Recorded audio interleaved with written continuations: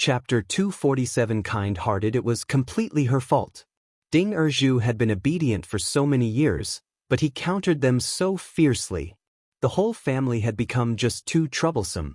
At the first section of the Shao family. When Xiao and Shao Yinduan went back to their own room, Xiao sighed to Shao Yinduan. Ms. Zhou and her family are so pitiful. I would like to help them. Shao Yinduan frowned. His wife was too kind-hearted.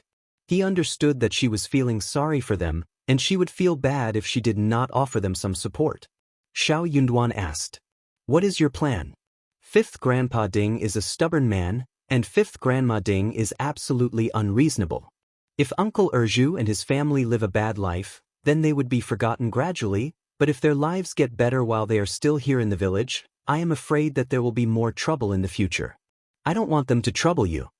It was never a good thing to get involved with Fifth Grandma Ding and Fifth Grandpa Ding. Xiao Xian smiled in return. Don't worry, I know what to do. My plan is to ask Uncle Zhou if they are interested in shifting and helping us take care of the field at the Zhang village. In this way, they should be far away from Fifth Grandpa Ding's family as well. Shao Yunduan's eyes sparkled as he grinned. That is a good idea. Don't worry, let's just follow this plan. Xiao Xian nodded. She needed to conduct the plan gradually. Also, they wondered if Ding Zhou and Ms. Zhou had their own thoughts for the future. They should not disturb their plan either. Xiao Xian felt a bit tired after spending 2 days in the mountains. She planned to make lipsticks in the floral field at home in the near future. Ms. Su and Yang Xiaoni were still removing weeds, hence, only Xiao Xian and Shao Taotao were busy making lipsticks. As for Shao Xiaoqi, he had just run into the mountains alone for a walk. He was used to running in the hills. Despite being young, he was very rich in experience, so no one stopped him. In the evening, after Ms. Su and all left, Xiao Xian went to the floral field alone. She had a basket with her. She had told the family about getting the wolfberry sprout home for frying. But in fact, she was there to pour in her superpower. The pomegranate flowers would not bloom until some days later, but Xiao Xian could not wait. She wanted to use the flowers to make lipsticks, and she needed to use her superpower to hasten the process. Also, she was going to try and make the tea trees grow. She concentrated hard and her superpower moved with her heart. An invisible energy wave spread out layer by layer like ripples on the water surface. Under her control, all of them went in the direction she wanted. A quarter of an hour later, Xiao Xian relaxed and let out a sigh of relief. She looked at the pomegranate flowers, bright and red, hanging on the branches of the trees. Most of them had already bloomed. By the time she came tomorrow, they would all bloom. Apart from these, there were new flowers that were yet to bloom. Those transplanted tea saplings had also taken root and the leaves were green. They were full of energy, and there was no slack in the slightest. Satisfied, Xiao Xian hummed and went to pick the wolfberry sprouts. She picked up a small patch of wolfberry, which was growing brightly. The sprouts had spread and the wolfberries were ready. Chapter 248 Xiao Xian's bad feelings. Within a short while, Xiao Xian filled in half a basket and left the remaining ones for frying. They would be made to cook egg and wolfberry sprouts. After she left the floral field, she ran into Ms. Zhang from the second section of the family. Xiao Xian smiled and called out second sister-in-law out of politeness, when Ms. Zhang reacted with a smile. What a coincidence, fifth sister-in-law. Yes. Xiao Xian nodded and smiled. Bye. Hey, fifth sister-in-law. Ms. Zhang stopped her and looked at her basket. The wolfberry is very fresh. Xiao Xian confusedly let out a response. Yes. She wondered what Ms. Zhang wanted to say. Ms. Zhang smiled. It looks so fresh. I heard that you have many wolfberry sprouts planted in your floral field. Maybe I can go inside and get some as well? Xiao Xian, wolfberry sprouts were not precious things, and she had many in the field. There were still a whole bunch left. Theoretically speaking, she should have said yes to this second sister-in-law. However, Ms. Zhang was from the second section of the family, and she did not want her to see what was inside the floral field. She could not let her see the lipstick tubes, the bee boxes, or the trees, including the tea trees. Xiao Xian smiled. I can share half of it with you. You are so generous. I like you so much. Ms. Zhang smiled and added, but I don't want to just take your things. I can pick them up myself. I would like to see what your floral field is like. Fifth sister-in-law, you won't be so stingy as not to let me in, right? Xiao got disgusted. Ms. Zhang was trying to morally kidnap her. She would be stingy for not letting her in? Then okay. Second sister-in-law, I have got all the wolfberry sprouts and the wolfberries inside aren't big enough for the sprouts to come out. If you want, you can have mine in the basket. Alright, that is fine. Ms. Zhang was a sneaky person. She had wanted to take them, but she did not want to just take the stuff. She wanted to get a look at the whole floral field. But I just want to see your floral field, why not let me in? I see the elder sister-in-law, third sister-in-law and Tao keep going inside. Maybe I can help you too? Xiaoxian's face sank. No thanks, they are enough. Fifth sister-in-law. I always ask Mom for approval. How about you asking her what she thinks? Ms. Zhang got stuck. Ms. Fong would never approve of this request. She knew very well that Ms. Fong was sneaky and stingy. Ms. Zhang smiled staggered. We can talk about this later. Xiao smiled politely. Okay, I need to go now. Bye. With that, she left. Ms. Zhang saw Xiao going away and her face sank. She was not pleased at all. Bah! She spat on the ground and mumbled. What are you putting on an act for? Chapter 249. Dumbfounded Ms. Zhang was not interested in Xiaoxian's floral field. She just wanted to get close to Xiaoxian. If she was able to persuade Xiaoxian to let her work for her, she could earn 10 won a day easily, which would be great for her. But she also understood that the likelihood of it happening was very small. Hence, she thought about borrowing money from Xiaoxian. Her brother's wife was soon going to give birth to a baby, and they needed money. But her mother-in-law was too stingy to loan her any money, so she had to come up with some other ideas. She had 2 sisters and 1 brother. The 3 sisters were all taught to treat their brother well since they were young. They were repeatedly told that the brother was the only offspring of the Zhang family. Their brother had a sweet tongue and he treated his sisters well. So the sisters were good to him too, and continued to help him even after they got married. Now his wife was going to give birth and she had to get some money and other things to help him. She had been watching Xiaoxian these days, and wanted to get close to her. But Xiaoxian barely stepped out of the house. Moreover, she was always with someone so she never got the chance to speak with her. So Ms. Zhang went to the floral field to meet Xiaoxian when she heard that Xiaoxian was there alone. But she was still a bit too late to run into Xiaoxian inside. Otherwise, she could just have exchanged some more words with her alone. She could even help Xiaoxian do some work at the time, so that Xiaoxian would not turn her down if she made a small request. Also, she never expected that Xiaoxian was so blunt. She had said it so straightforwardly, and Xiaoxian should have at least approved this small request since they were in the same family. Why was she not allowed to see the floral field? But Xiaoxian just turned her down. She could also tell that Xiaoxian had no interest in speaking with her, let alone getting close to her. She needed to find another opportunity to speak with her alone. But the chance was very slim. Ms. Zhang was so annoyed that she had no idea what to do. Xiaoxian did not bother about this encounter. She was not even afraid of Ms. Niu. How could she be afraid of Ms. Zhang? What she had not expected was that second uncle and third uncle came to their home again. Both of them were very displeased. They kept blaming Xiaoxian for hiring cousins rather than them, and said that it was not at all reasonable on her part. She had promised to hire them when she had some more work to do. Xiaoxian told the others that she paid 10 won a day, which second uncle and third uncle were happy to accept. It was always good to get some payment. Xiaoxian did not turn them down. She nodded and smiled. Okay, but have you forgotten about the rakes we made for you? You can count and see how much labor you owe us. You can pay back what you owe us and then we can talk about payment. Both second uncle and third uncle were dumbfounded. They had already forgotten about the labor, but for Xiaoxian who mentioned that. How much labor was that?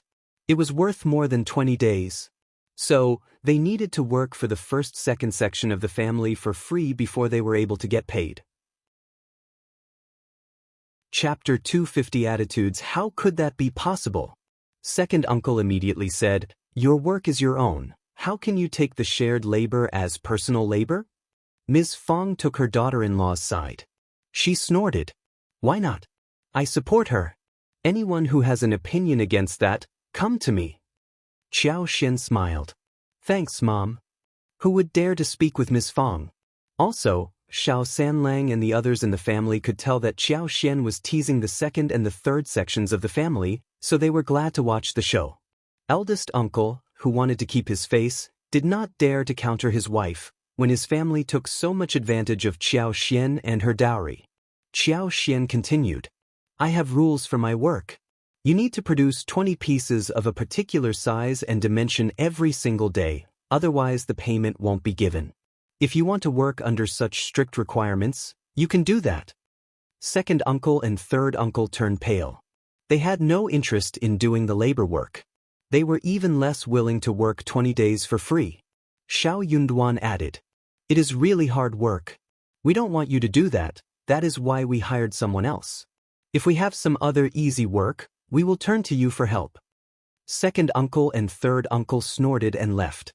They were not interested in doing heavy labor. But they felt a bit regretful by this point. They should not have signed that paper to start with. That was not right.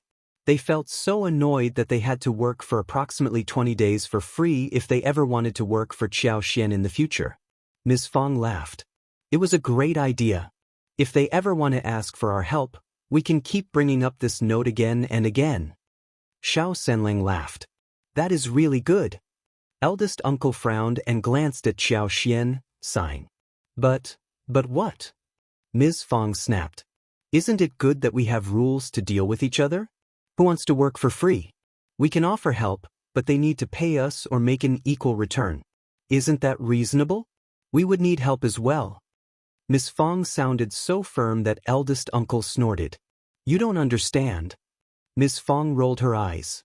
"Then you can stop talking about it." The others simply ran away when they saw an argument coming. Seeing the scene, Ms. Fong left and eldest uncle was alone in the room. Eldest uncle was so annoyed. "You know nothing." What were they all doing? They did not have any love for others. Eldest uncle got very annoyed and believed that it was Miss Qiao who had changed everyone's mind. But Xiao Xian's idea made the others in the family feel so motivated. They had a rooster to eat for dinner that night. Shao Xiaoqi had brought one home from the mountains. She put the chicken nuggets in a large bowl, added seasonings, dried dates, ginkgo, and lotus seeds. Then she put them in a large pot and steamed them with water. It was the best way to keep the freshness and sweetness of the chicken, and it tasted just right. Chapter 251 Hardworking. There were many fish in the big water tank, so a big catfish was caught and stewed with eggplants. Xiao Xian also saw that the salted duck eggs she had marinated a while ago could now be eaten. They were not too salty. She peeled several of them. The snow-white egg whites and the oily orange-red egg yolks looked very tempting. Also, there were other dishes, including a plate of stir-fried wolfberry buds, wolfberry egg drop soup, cold yam slices, cold fungus, peanuts, and green peppers. It was a table full of bright colors.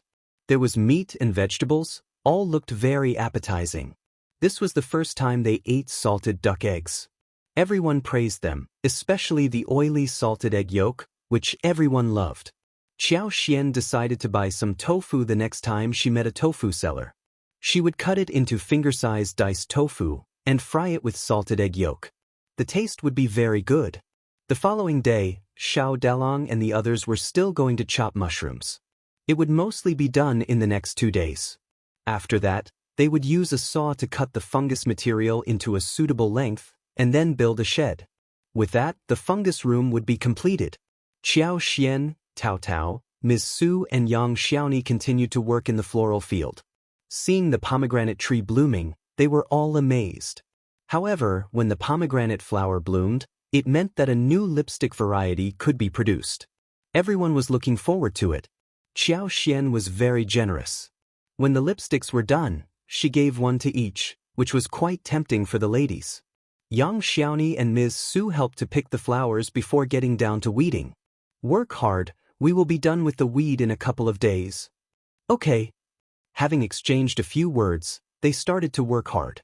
Xian was worried that Ms. Zhang would appear here, which might be a potential trouble. She needed to send her away. She was not going to let her in. However, Ms. Zhang did not appear. That was quite surprising. She was sure that when Ms. Zhang sucked up to her the day before, she must be planning to get something out of her. But did she give up so fast after she was turned down? Suddenly she realized that her elder sister-in-law, third sister-in-law and Tao were all here, and Ms. Zhang must not want to be seen by any of them. Therefore, she did have the intention, but she also wanted to dodge the rest of the first section of the family. Xian wondered whether she was planning to borrow money from her. Ms. Zhang always took advantage of her in-laws' home, and tried very hard to move everything to her mother's house. Therefore, if she went to the first section of the family to borrow money, she would most likely be turned down. After all, she would never return it, since she intended to give away the money to her mother's home. If she could not return the money, the first section of the family would not give it. Maybe Ms. Zhang believed that if she was alone, she could be easily persuaded. Xian felt speechless.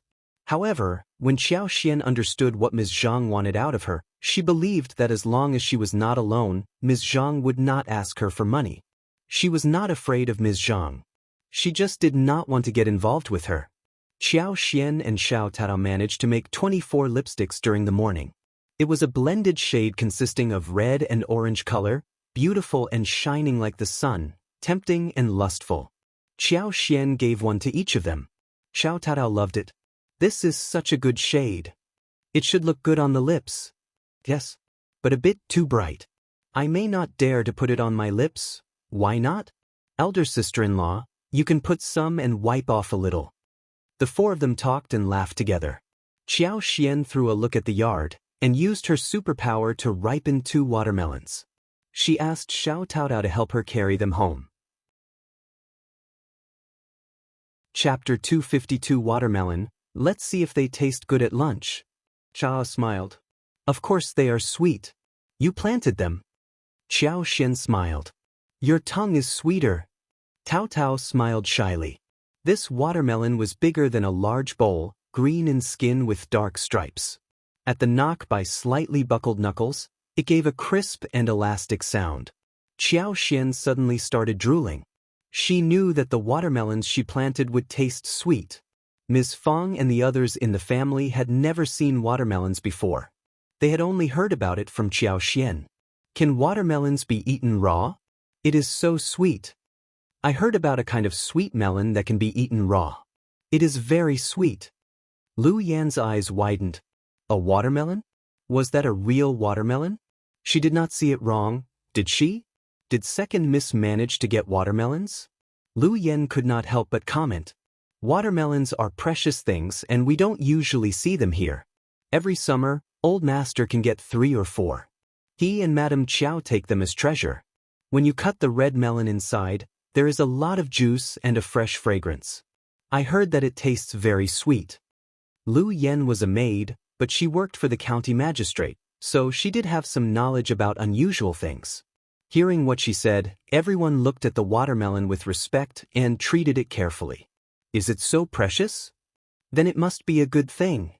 We are so lucky to get a taste of it. Ms. Feng asked. Ms. Qiao, just save them to make money, since they are so precious. They all nodded and agreed. The farmers knew that precious things should not be ruined, but sold. That was what a farmer's family normally thought. They were already very satisfied and grateful to have been able to taste this precious thing. After all, that was something even the county magistrate believed as being precious. Xian smiled. Mom, we have many more in the yard, and soon they will be ripe during summer. We can eat them as much as we can, not as precious as you think. We have enough seeds and we can plant as many as we want. Ms. Feng smiled and waved her hands. Just sell them for money, we don't want to eat them. It is fine, we have a lot of money now but we need good food. We can plant some more next year and sell them. Ms. Feng laughed. As she thought about the fact that the family was not bad for money now, and watermelons could be grown in this field as Xian said, it was not too uncommon to be able to grow them in the field. So she said nothing more. But what she did not know was that Xianxia had used her superpower to ripen the watermelon, otherwise they would not grow this big. Normal people would not be able to get this without spending much energy, and the fruits might not have grown so well either. Honestly, watermelons attracted bugs. If it was raining during flowering and fruiting, the fruits might be dead. But for Xianxia, none of these was a problem. She could always dodge it successfully. Therefore, her watermelons grew well, big and numerous. Ms. Fong and the family had no idea about this, so they believed what Xianxia said about how to plant them and dropped the idea of thinking of them as precious. Chapter 253. Not herself. Xianxia placed the 2 watermelons in the cold water bucket, waiting for Shao Dalong and the others to return to have a taste. Ms. Su asked Xianxia in a staggering voice. "Fifth sister-in-law, can I take some seeds to my mother's home so they can plant some next year too?" "Sure." Xianxia nodded without hesitation. "The black seeds are ripe. You can take back as many as you want." Overjoyed, Ms. Su said, "Thanks so much, fifth sister-in-law." Ms. Su felt so happy when her request was granted so easily. After lunchtime, they surrounded the table and looked at the watermelon with wide eyes. Ms. Fong felt a bit nervous as she cut it. With a crisp and low sound, the watermelon burst open. The flesh of the melon was bright red, with countless black seeds inside. This watermelon was brought back from the wild. It was not the excellent variety like the modern times. There were relatively many more seeds. But the watermelon tasted much fresher too. "It tastes so good." Shao Sanlang swallowed down the seeds. Yang Xiaoni licked her lips, smiling. "Yes, it looks very tasty." Ms. Fong threw a look at the couple, who were only out for food. She cut the watermelon into pieces and picked them up carefully. Everyone picked up a piece each and the juice filled up their mouths. The flesh was soft and the juice was abundant. The fresh sweetness instantly captured all the perceptions in the mouth. In an instant, all the cells in the mouth were mobilized, and they couldn't wait to swallow. Different voices rang in the room.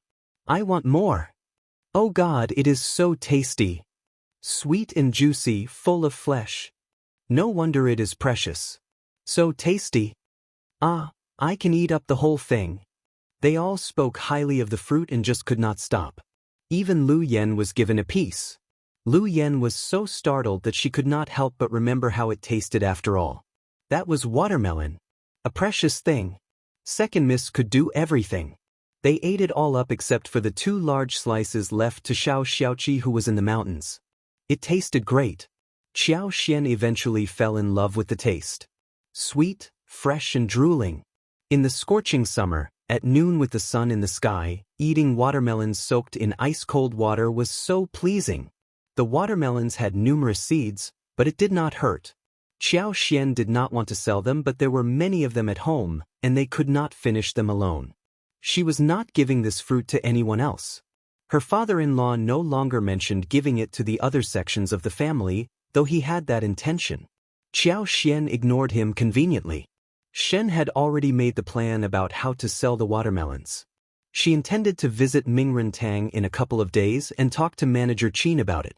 Maybe the watermelons and tea leaves could be sold through them. She herself would never show up to do so. Otherwise, Officer Qiao and Madame Qiao would get a clue. Chapter 254. Not returning. Thinking that even her parents were not able to eat these precious things throughout the summer, Xianxia could not help but feel glad. She was going to sell the watermelons at a high price to some rich people, someone like her parents. Ding Zhou and Ms. Zhou were not living a good life. The water and field had been opened by someone else, and Ding Zhou was left with barren land. He had no money to buy a field. He could earn a little bit by opening a few moo, and when he had more money, he could sign a contract. But no one would expect to give them money in advance. At this rate, they would definitely starve. Opening fields was not easy, especially when the weed was growing so crazily. Their son was only 3 years old and he could not be away from his parents, but Ms. Zhou did not want her husband to work alone. She was anxious too. 2 of them were very slow, but one person alone could not finish the work. Half of the year had already passed. Now, they needed to hurry up to open up wasteland, plant some taro, soybeans. They hoped to rush into harvest before winter came. If it was delayed, there would be no harvest in autumn and winter. Then what would they do? They had already made the plan. In autumn and winter, they would go up into the mountain to dig yam, and in autumn, there were wild chestnuts, date in the mountains too. They could dig mushrooms too. They would probably ask the first section of the Shao family to see what they could eat. Also, Ding Zhou would chop some wood and sell it in the town. In this way, they might be able to buy some thick clothes and food for winter. It was so difficult to live through these days. But they would not regret this life which they had chosen. They were going to continue to persevere no matter what. The couple had to bring their son along for the wasteland opening. They put the son under the tree and started to work. The 3-year-old was so naughty that he kept playing with mud, stones, weeds, and when he was fed up with it, he ran around. Ms. Zhou had no choice but throw away the shovel to catch her son. Ms. Zhou felt so tired that she had to carry the son on her back all the time. In this way, she could catch him whenever he tried to run away. But the sun was too strong for the son, so he got sunstroke and developed a fever during the night. The couple got so frightened that Ms. Zhou almost passed out. Ding Zhou tried to borrow some money from his parents to visit a cheap doctor, but 5th Grandma Ding and 5th Grandpa Ding refused to give him money. 5th Grandpa Ding told him that he should apologize first before being given the money, and make the promise that he would never rebel against them again. Otherwise, he would get no money at all because he was not part of the family and could not get anything from him. Ding Zhou's heart was broken. He had respected his parents for more than 30 years, and that was what he got. His parents threatened him with his 6 sons' life. If he returned to the family, he would be humiliated to death. His wife and his son would suffer even more. Ding Zhou turned away without looking back. He had his teeth clenched and knocked at the door of the first section of the Shao family. Chapter 255 Ideas. He did not want to cause trouble to Ms. Fang, but the first section of the Shao family must be the only people who would be willing to help them under such circumstances. Ms. Fang was a kind-hearted person and her family was capable enough to help them. The other families might offer vegetables, bowls of rice, but never money. Hearing what he said, Ms. Fang was startled and loaned him 50 won immediately. Ding Zhou thanked her with tears in his eyes and hired the doctor from the next village overnight. Luckily, the boy was not seriously sick. He drank some medical herb soup and by lunchtime the following day, the body temperature dropped. Although it arose a little bit later, yet eventually it dropped after 1 day. The couple guarded the boy throughout the whole night and did not dare to move away. They felt as if the sky had fallen down. Ms. Fang and Ms. Xiao visited them the first day, and came to see them again the next day. They had some food with them, including some vegetables and the rooster that Xianxia had hunted. Xiao even brought a big watermelon for the child to eat, but she told them not to feed the child too much at one go. Ding Zhou and Ms. Zhou felt really grateful. Ding Zhou almost kneeled down to kowtow to Ms. Fang, who asked Ms. Zhou to help him up. Ding Zhou wiped his eyes and said, "Ms. Fang, you are such a great family. We will never be able to pay back for what you have done for us. Please, tell us whenever you need us to do anything. We are strong people and we will pay you back in our next life too." Ms. Fang sighed. "Just drop it. We are living in the same village. You two are diligent people and you will definitely have a good life." Ding Zhou and Ms. Zhou nodded hesitantly, accepting Ms. Fang's good intention. But they really could not imagine what on earth their future would be. Would they get better? They just could not see any hope. Ms. Fang and Xiao exchanged a look, as Ms. Fang coughed and said, "You can't go on like this. The boy is too small to leave you, and you have nothing here, and you won't make it through winter. I have an idea, would you like to listen?" Ms. Fang's words hit Ding Zhou and Ms. Zhou's hearts. That was exactly what they were worried about. Hearing what Ms. Fang said, the couple looked suddenly motivated. Ms. Zhou said, "Ms. Fang, you are a nice person, please tell us what ideas you have. If you can help us, we will be really grateful." Ding Zhou nodded. The couple looked at Ms. Fang expectantly. Ms. Fang knew of Qiao Xian's good fields at the Zhang village, and it was Qiao Xian's proposal in the beginning. So she thought about this and believed that it was a good idea. She knew about this couple. They were both very honest and down-to-earth people. Moreover, their child was so pitiful. They could help Xiaoxian to guard the fields, and could also live a better life themselves. Ms. Fong told them about this, but asked them to keep the secret. Xiaoxian was the daughter of the county magistrate. When Ding Erzhu and Ms. Zhou heard about the fields, they did not find it strange. They assumed that those fields were just the dowry. They knew all about keeping the secret. The Shao family had their own problems. The second and the third section of the family were greedy for Xiaoxian's properties, and hence, Xiaoxian needed to keep it a secret. Chapter 256. Nosy. The couple got overjoyed and could not wait to immediately implement the plan. Don't worry, we will work hard and watch the fields, and we will never reveal anything to anyone. Ms. Zhou sobbed. I really have no idea what to say, Xiaoxian smiled. I need to hire someone to watch over the fields anyway. We know you well and trust you. Some land officers can be sneaky and the business may not be so easy.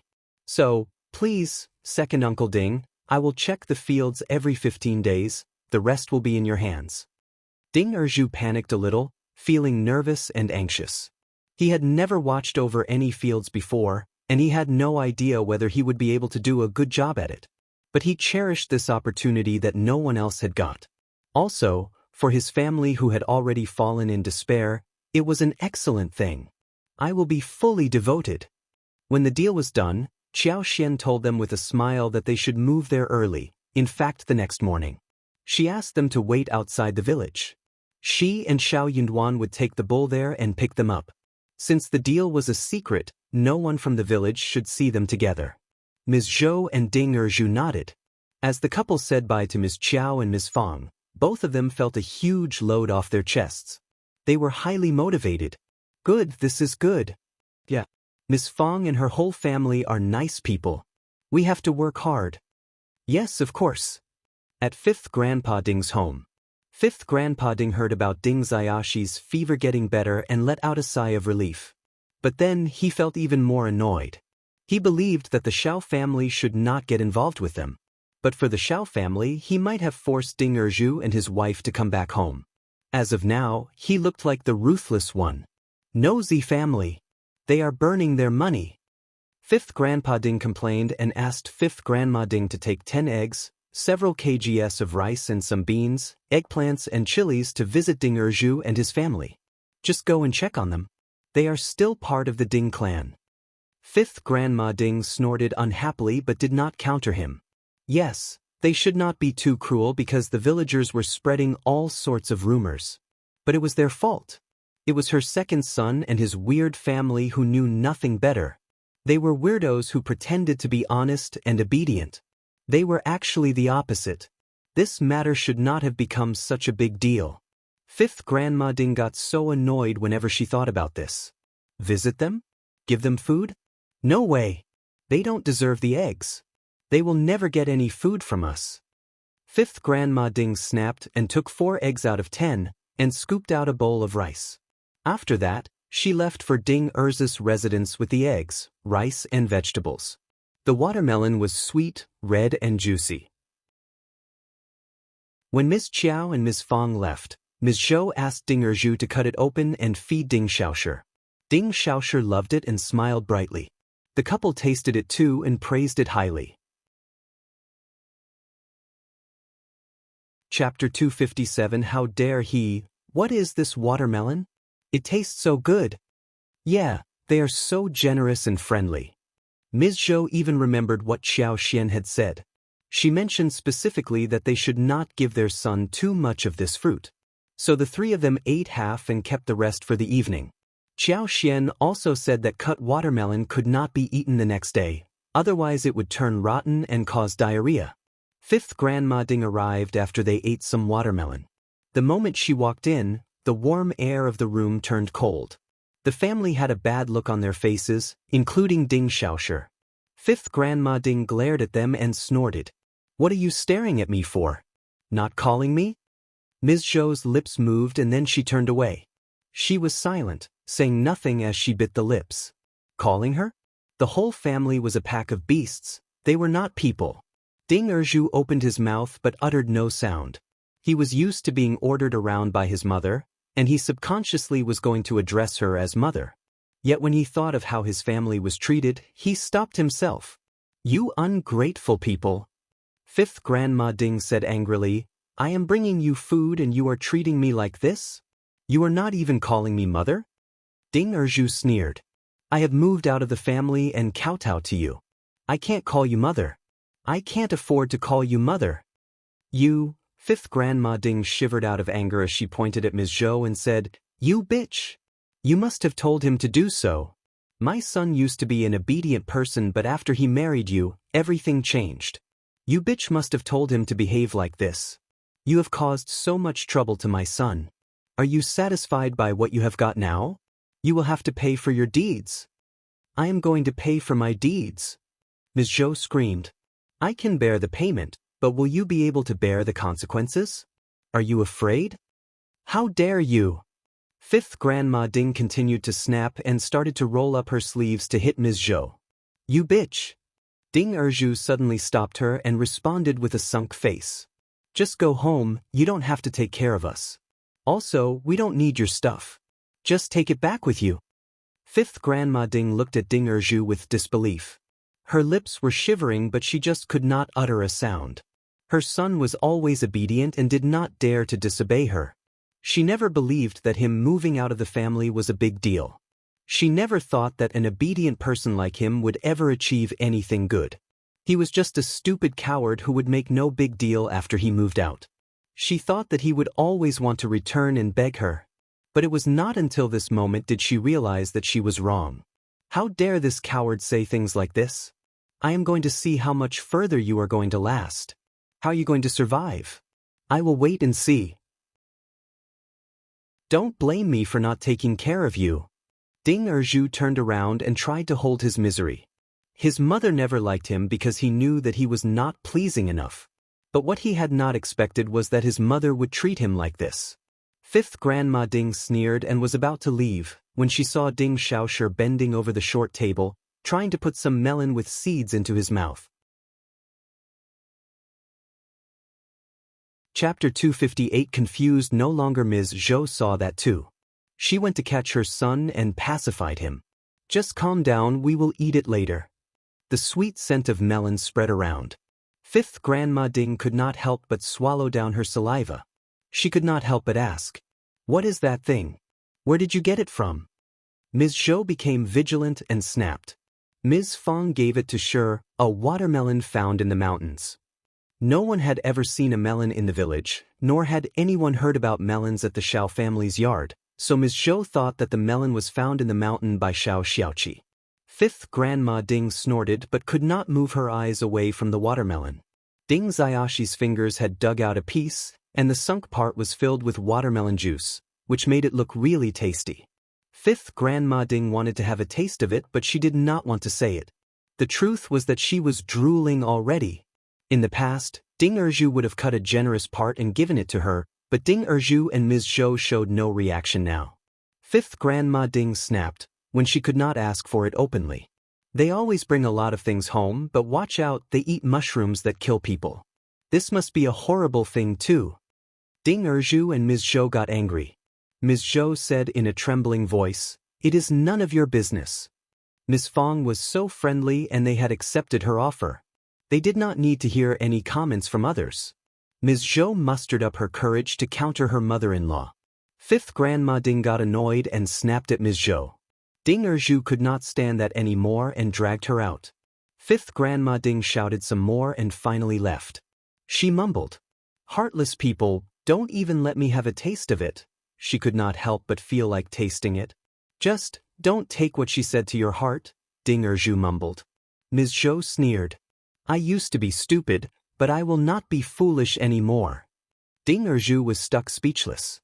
Fifth Grandma Ding rushed home in anger, and when Fifth Grandpa Ding saw the things brought back intact, he snapped. "Why are you bringing them back?" Fifth Grandma Ding sneered. "They are hanging out with Ms. Fong. They don't want our things. They just turned me down. Do you think I should have still pushed it to them?" Fifth Grandpa Ding was startled. How could that be possible? Why not? Fifth Grandma Ding sneered. Maybe you can have a try? Fifth Grandpa Ding fell in silence. Just how could it have become like this? The following day, the first section of the Shao family ate breakfast. Afterwards, Shao Tao took Ms. Su and Yang Xiaoni into the floral field for lipsticks. Xiao Xian and Shao Yunduan went on the bull cart and fetched Ding Erju and his family so that they could all head towards the Zhang village. After the wheat was cropped, Xiao Xian had not seen the field but had long planned to. It was just the right time. There was no house built there, so Xiao Xian went to the land officer and paid the bill for Ding Erju and his family to settle for the time being. Chapter 259 Fields. Xiao Xian had bought 5 mu of fields. She still needed to build a yard and plant some stuff. Since Ding Erju and his family were here, a simple house could be built first for them to settle down. Xiao Xian needed to make a good plan about how to build the yard. They could have 3 wooden rooms built for his family. Before winter arrived, she was going to have a large house in the huge yard built for Ding Erju and his family, who should be used to the work by that time. Everyone was eating at the Zhang village. Zhang Xiaofeng and Zhang Chunlai came to greet them happily upon hearing the news. It was always Shao Yunduan who dealt with guests. In this era, women were always looked down upon and could not keep control of the situation. For another, Shao Yunduan was the cultivated talent who would subconsciously attract some respect from outsiders. Thirdly, since Shao Yunduan usually had no expression on his face, he looked very intimidating. Shao Yunduan glanced at the couple and greeted them, introducing them to Ding Erju and Ms. Zhou. This is my uncle and aunt-in-law, and they will be living here from today on. They would be in charge of the business here. You know this place well, so please take good care of them. Upon hearing the words, the faces of Zhang Chunlai and the other 3 people changed, especially the 2 women, who could not conceal their expressions. Okay, don't worry, boss. Yes, we will definitely take good care of them. When Zhang Xiaofeng and Zhang Chunlai were asked to temporarily watch over the renters, the couple and everyone in their family was really pleased. They were also tenants, but the tenants in charge were different from other renters. Ordinary renters always sucked up to the ones in charge. They even tried to have competition among themselves, trying to find a winner. But they soon realized that they did not have to have competition between themselves anymore, because the boss relatives had appeared in front of them, and they themselves had fallen into the stage of ordinary tenants. They had no way to compete with them. They could just offer some help to this new uncle, who barely had any idea about the situation here. If he could say some good words in front of the boss, then it would be great. As they thought about this, they felt slightly better. Shao Yunduan asked the couple to eat lunch at the land officer's family together. The couple nodded and agreed. Their wives were not supposed to eat along with them, so they said hello and left. After lunch, Shao Yunduan and Xiao Xian took Ding Erju, under the guidance of Zhang Chunlai, for the trip to the field, showing the rice cultivation. Crops were farmers' life, and everything related to grain was critical for the tenants throughout the whole year, so everyone took good care of the crops and the land. Xiao Xian had used her superpower to make the crops grow secretly. Though there was no big difference, the rice would definitely grow stronger, better, and not bug-ridden. Those long, soft leaves were dangling, looking really beautiful and radiant, so lively that Xiao Xian felt very satisfied. Soon, Xiao Xian bid farewell to Zhang Chunlai and his partner. As she was talking, the 2 of them nodded whilst glancing at Shao Yunduan. Xiao Xian could not help but laugh. In other people's eyes, Shao Yunduan was the real boss, whilst she was just the boss wife. Chapter 260 Words. After all, what did women know? Shao Yunduan said, My wife says that you can go home now since everything here is sorted. All you need to remember is that you have to listen to my wife's orders, and to take care of the fields whilst helping my uncle with the work, and you will be treated well. These words were exactly what Zhang Chunlai and his family needed to hear. Feeling assured, Zhang Chunlai smiled and said some flattering words, before leaving politely. Ding Erju let out a sigh of relief and wiped the sweat on his forehead. He laughed bitterly. Nephew, am I going to be in charge of these tenants? I am not very sure about it. What if I ruin your business? I will, Uncle Zhou, don't worry about it. Xianxia smiled. Actually, the tenants take good care of their respective fields. All you need to do is to stay here and guard them, in case they cause some trouble.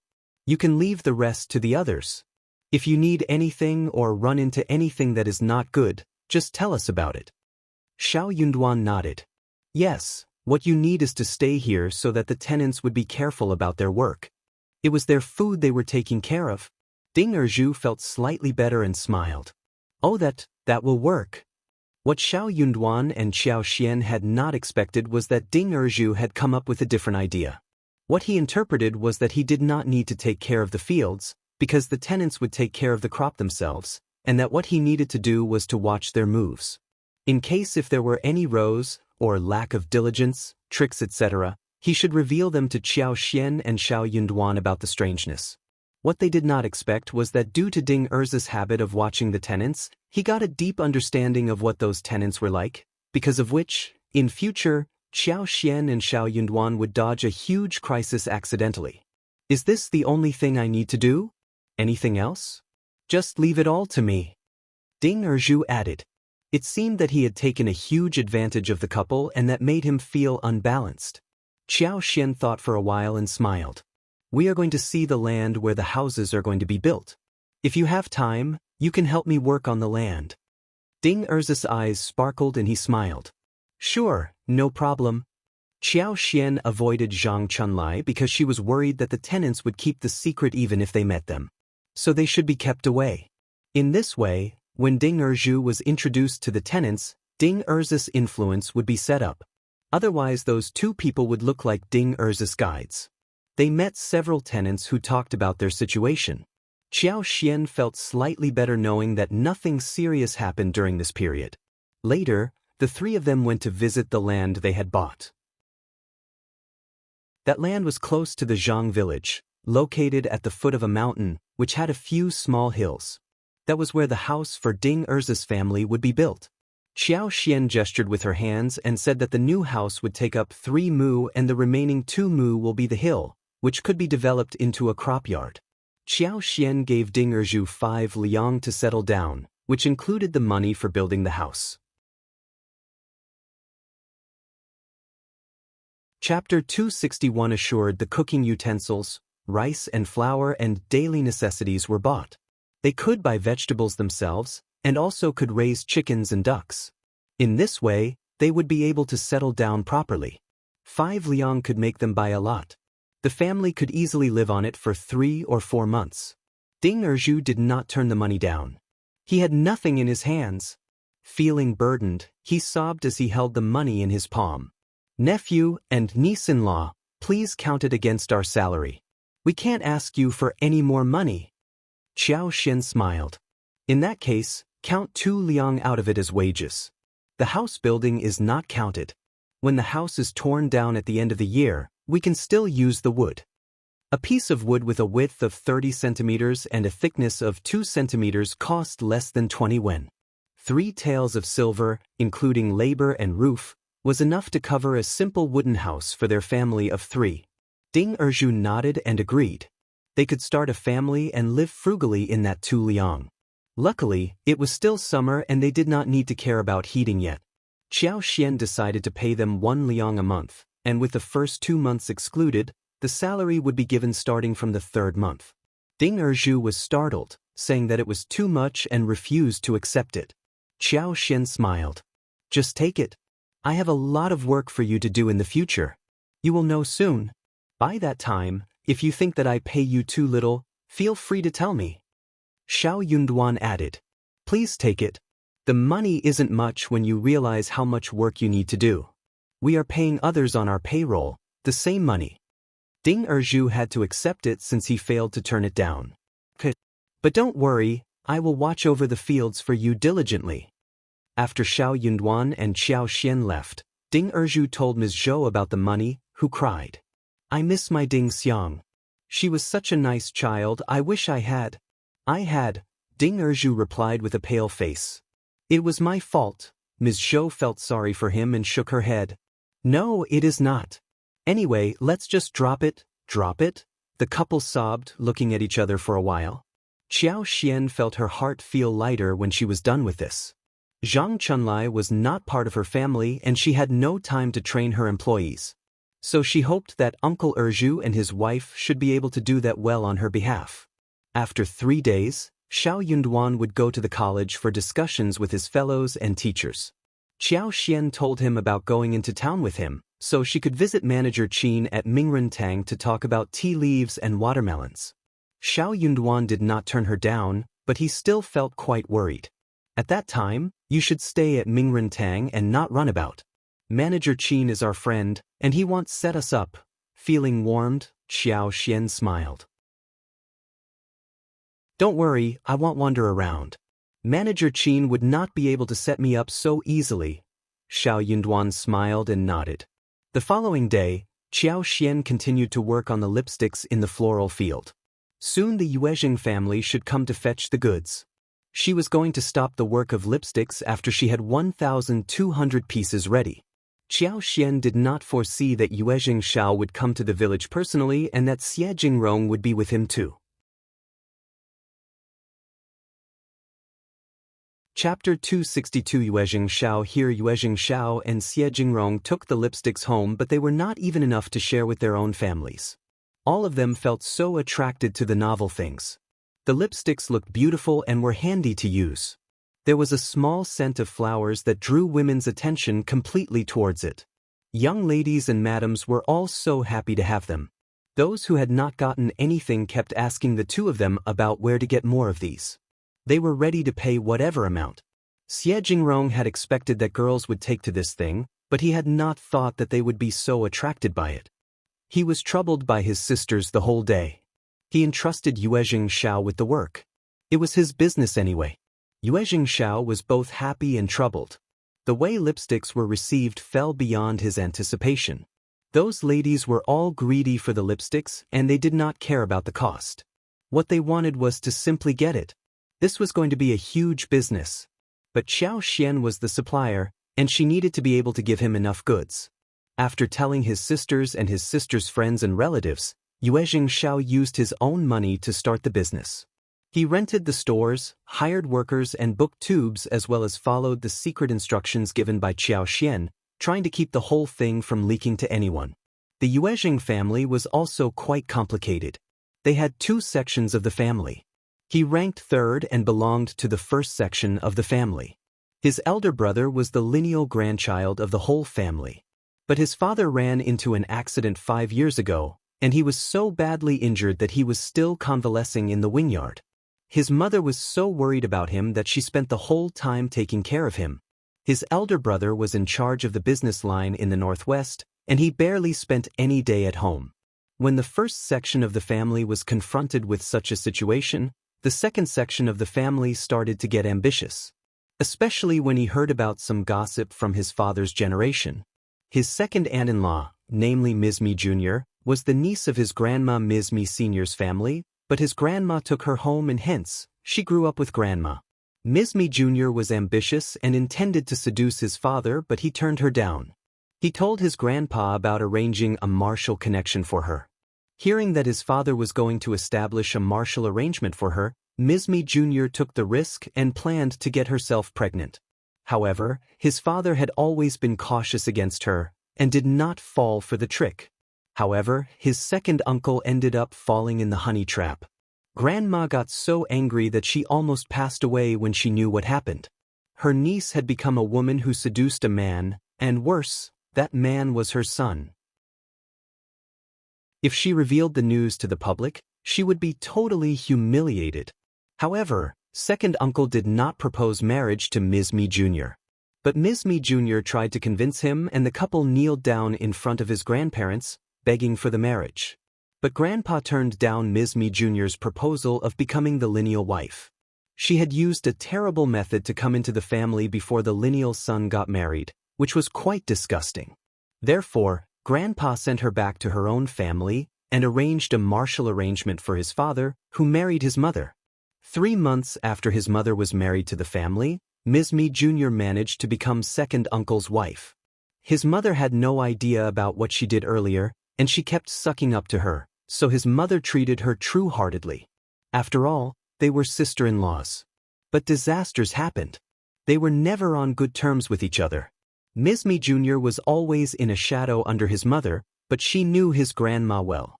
So she kept serving his grandma and sucking up to her. After a long while, his grandma started to like her more. Chapter 263 Widow's Son. Luckily, her tricks did not work on his mother, except that there was some trouble caused by her. She gave birth to 2 daughters and no son, and after she gave birth to the elder daughter, she did not get pregnant for 3 years.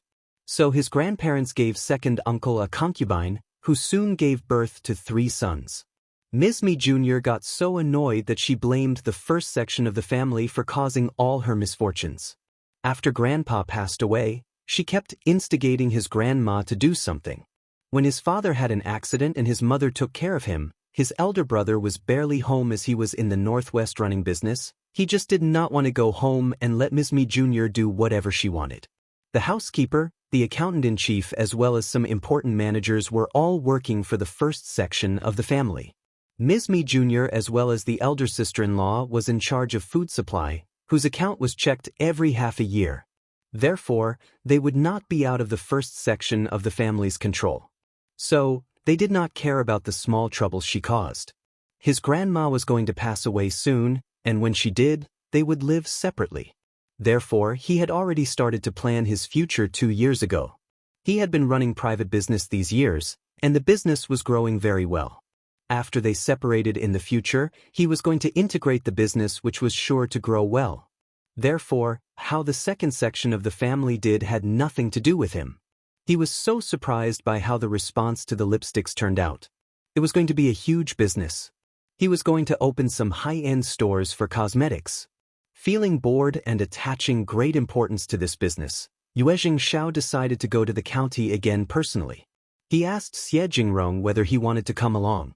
Surprisingly, Xie Jingrong agreed and both of them went onto the wagon and headed out. Xianxia was very curious why his spontaneous idea was approved by Xie Jingrong. Xie Jingrong did nod at this proposal. The two of them had some pastry, tea leaves and gifts ready and started to head towards Shaoding village. The servants and the coachman had no idea about the way, so they kept asking around. They still needed to ask about where Shao Yunduan and Xiao Xian's home was.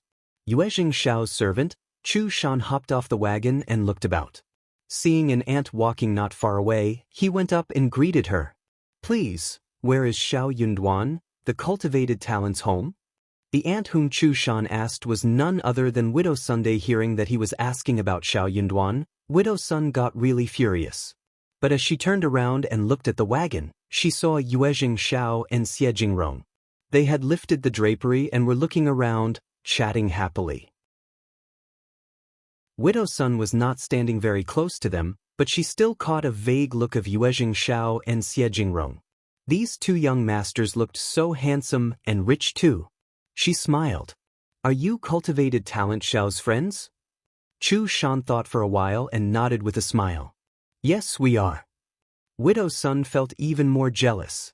How was Ms. Fong lucky enough to get cultivated talent as her son, who had rich friends and even married a rich daughter-in-law? Widow Sun felt so annoyed about Shao Yunduan.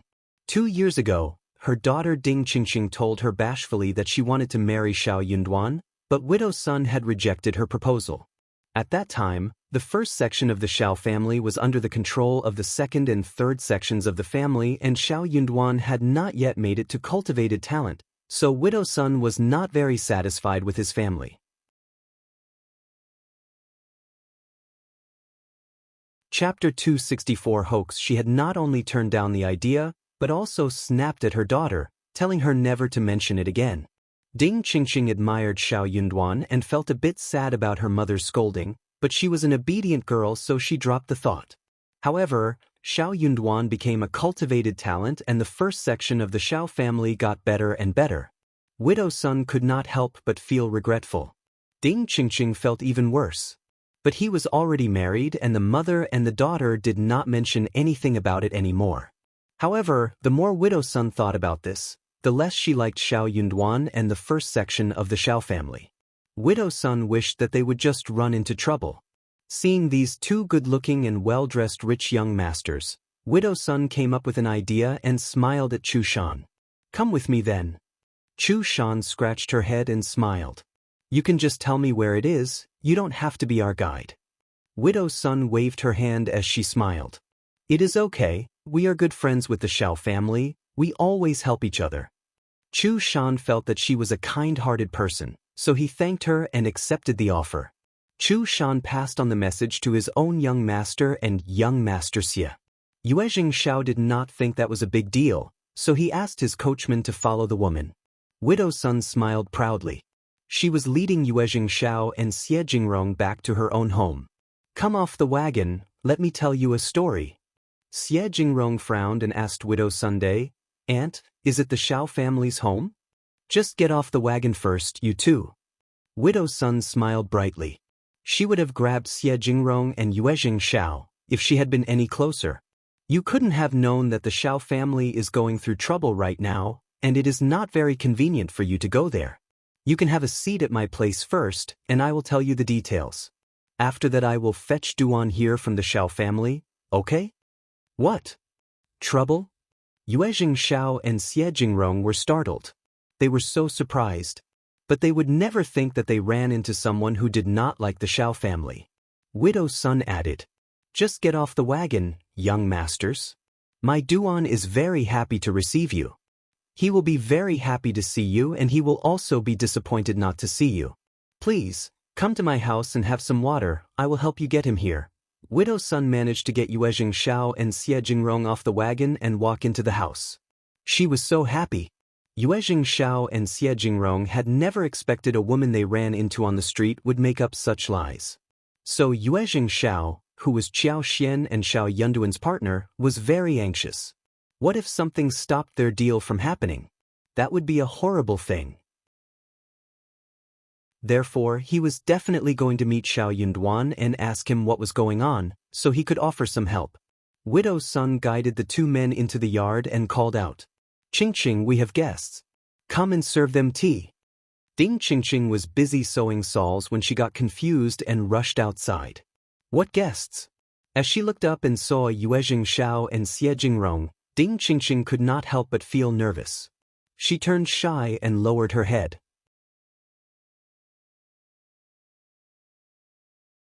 Chapter 265 Widow Sun's plan. These two young masters looked so handsome.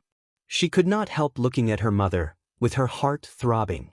Where did her mother get those guests? Was she trying to make a suitor for her? These two young masters were so good-looking, which one should she say yes to? She was so shy that she did not even dare to look up at them. "What are you standing here for? Go and pour the tea." Widow Sun smiled and said passionately, "Come, young masters, come to the room." Widow Sun did have a plan. Those young masters must have come from rich families, and she was going to make them do something for her. If one of them fell for Qingqing, things would work out. If that did not happen, it was still fine. They would have no evidence about what happened inside the room. If they did not pay her well, they would not be allowed to leave. The reason why Widow Sun dared to set up Xianxia and Xie Jingrong was because she looked down at Shao Yunduan. In her opinion, these two rich young masters hung out with Shao Yunduan because they were pretty, not because they were really rich, since Shao Yunduan was so poor himself. She looked at the wagon, which was very ordinary, and they only had one page boy with them. These young masters who had only little money were the easiest to take control of. Moreover, they were currently at Shaoding village and the villagers would always favor her and her daughter. They could not possibly belong to some powerful families. They would definitely have to accept everything they were told under pressure.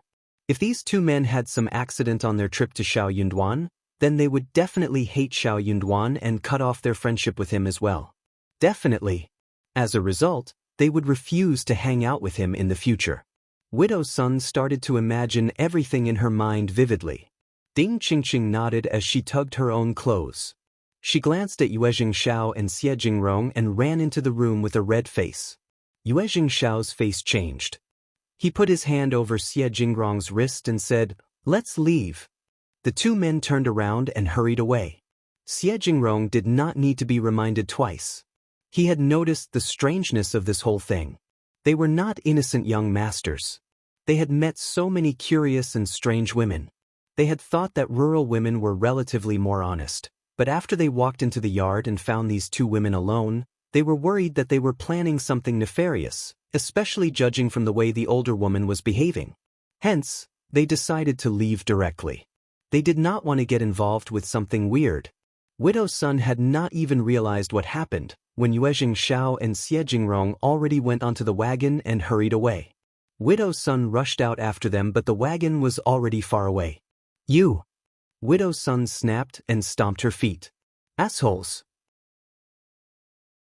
Her plan was about to be accomplished when it was ruined. Ding Qingqing was feeling bashful and wondering which young master to pick. She quickly combed her hair, washed her face and went to pour the tea.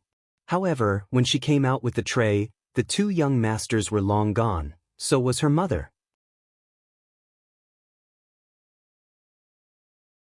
Chapter 266 Guests. Ding Qingqing was confused. She put down the tray and rushed out, asking her mother who was coming back into the house. "Mom, where are the two young masters?" Widow's son clenched her teeth and shouted angrily. "They are gone. Stupid people, just leave them alone." Ding Qingqing. "Well, didn't you invite them in?" Ding Qingqing was confused. She had thought that they were the suitors her mother had found for her. Confronted with her own daughter, Widow's son could not help but shout angrily. "Just don't mention them ever again." Ding Qingqing. She was angry, shameful and annoyed. She felt so humiliated that her eyes turned red. All she needed was to find a good suitor, but why was it so difficult? These two good ones were also gone. Seeing that no one was coming after them, Shao and Xie let out a sigh of relief. Shao complained to Chu Shan. "Look, who you found." Chu Shan had no idea what was going on. He said with surprise on his face, "Third young master, what is wrong with that ant?" "Stupid." Shao said angrily, "I don't know if there is anything wrong with her, but she only has her daughter with her at home. We men should not just go in randomly." Xie added calmly, "Men and women should not stay too close to each other. They were alone and they still invited us in. They did not have the right intention." Chu Shan was dumbfounded. "Third young master Xie, I did not do that on purpose. I really did not expect that. Just be careful." Shao hit his head on the fan. "I will let you go if you continue to be so stupid." "Oh, third young master, I will be much more careful henceforth." Shao snorted. "One more problem, you are fired." "Hey, no, I want please." Chu Shan continued to ask around for directions. He found two children and asked them. Women could be sneaky, and men could have other thoughts, but children would not lie, right? The two children did not lie to him. They showed the direction passionately and the carriage finally arrived at Shao Yunduan's home. Miss Fang and Lu Yen were alone taking care of the children and doing chores. Miss Fang had not seen anyone like Xie Jingrong and Shao before. They had a different, special air around them, and that made her feel a bit nervous. Lu Yan's eyes widened. She said with surprise, "Young Master Xie and Young Master Yuezhing, what are you doing here?" Shao and Xie Jingrong were a bit hesitant when they saw the house full of women. But hearing what Lu Yan said, they were dumbfounded. "Who are you?" Shao was very confused, wondering who she was. Lu Yan smiled.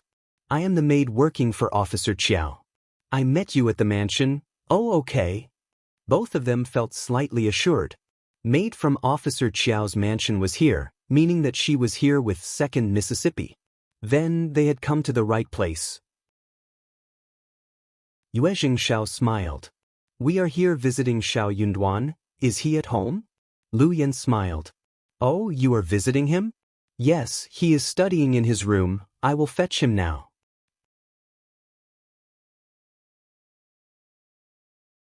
Chapter 267 Beneficial Things. Hearing that the two men were asking for her son, Miss Fang thought that they were her son's friends he made in town. So, she smiled at them and said, "Oh, you are Yunduan's friends. Come in and sit down. Our house is very shabby, please, young masters. Don't blame us for that." "Thanks." Thank you. Yuezhing Shao and Xie Jingrong exchanged a look and felt assured. That was how people should react to them.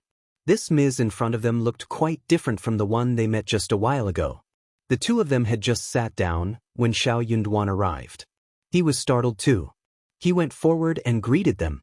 They exchanged a few random words when Lu Yen served them tea and retired.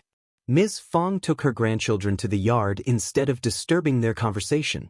After a few moments, Yuezhing Shao expressed his intention of coming over. We are just curious about where you live. Brother Shao, you just don't know how popular lipsticks have become. My sisters, cousins and their friends are all waiting to get some more. Please, Brother Shao, does Mrs. Shao have any more available? We are going to make a huge fortune from it. Yuezhing Shao spoke vividly. Shao Yunduan finally understood what was going on. He really wondered what these two young masters were doing here all of a sudden. They needed the lipsticks. But hearing what Yuezhing Shao said, Shao Yunduan was very happy that the lipsticks were so well received. He even felt slightly proud. That was something his wife had invented. Her invention had made the ladies in the town so obsessed about it. His wife was really capable. She was excellent. Shao Yunduan nodded with a smile. Ever since we separated last time, my wife has been busy making lipsticks with her sister-in-laws and sisters. She counted a couple of days ago and has around 1,000 available currently. Yuezhing Shao cheered.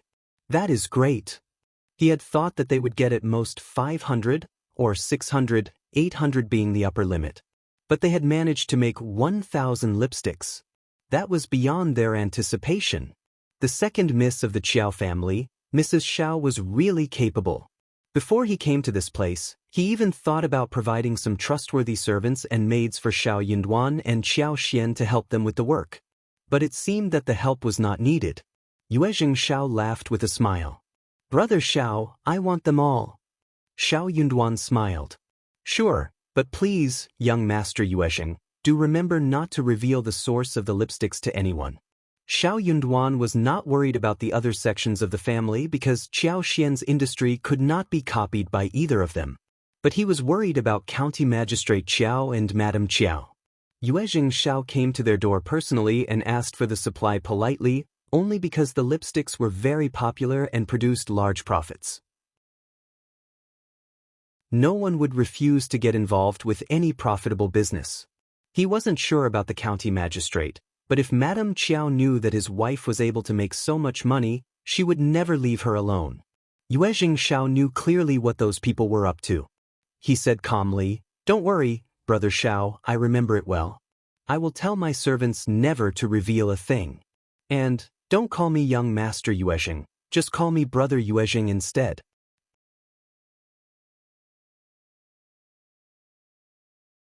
Chapter 268. Not enough. Apart from doing business with them, Yuezhing Shao found that Shao Yunduan and Xiao Xian were good people to get on with. They were worth being friends with. Startled, Shao Yunduan nodded. Okay, greetings, Brother Yuezhing. Greetings. The three of them exchanged a few words before Xiao Xian returned. Yuezhing Shao's eyes were sparkling as he asked politely how big the production number was. Xiao Xian smiled. Young Master Yuezhing, you can take away 1,200 lipsticks. The roses are no longer blooming, but other flowers can replace them. We will make 500 more next month. But have you got any lipstick tubes with you? Yuezhing Shao nodded and then showed the box to Xiao Xian, asking her to take it. I asked for a special design, what do you think? Then he offered Xiao Xian some special tools that she had asked him to find. He smiled. I have completed my mission. I hope you can be satisfied, Mrs. Shao. Seeing the jade-made jars and all tools including the pestle, small hand mill, large and small beakers, funnels, filter utensils, Xiao Xian smiled. Thanks, young Master Yuezhing, you have done very well. Yuezhing Shao smiled. Great. Yuezhing Shao and Xie Jingrong both understood that they made the lipsticks in the floral fields, which should be their business secret, so neither of them proposed to visit there. Yuezhing Shao said in a joking tone that he did not need to worry about lipsticks, and that he could sell as many as he wanted. He just wondered whether she wanted to expand the scale. Xiao Xian shook her head and turned down the proposal. She did not think that it was time yet. It wasn't a very easy thing. Her superpower would urge the flowers to bloom, but if that was going to be a big business, she needed to stay away so that the business chain could develop well. For example, she needed a lot of staff to work on the whole process, which would cause a lot of trouble and which was not something she was able to do right now. Xianxia said nothing more, though he felt that it was a pity. He just told her that she should pay attention to the news, and could just buy a few maids to work for her so that the production could be increased some more. She shouldn't be restricted to her own family members. Also, she could not hire someone who was outside her control to do the work, otherwise the business secret would be revealed. That was really a neutral suggestion, which Qiao Xian had thought about as well. She expressed her gratitude. But she knew that it was not the right time yet. She needed to wait until Shao Yunduan passed the next level of the imperial exam. Please, God and Buddha, please, let her husband pass the next level in the year to come. She figured that Xiao and Xie Jingrong would stay back for lunch. So while Shao Yunduan chit-chatted with them, Qiao Xian asked Lu Yan to help her cook some food. It was a hot day, and Qiao Xian decided to make some light dishes to serve an elegant young master like Xie Jingrong. She would avoid making chili chicken or boiled fish. He would not be used to this kind of taste. Qiao Xian hoped that the two young masters would have a good impression of her home.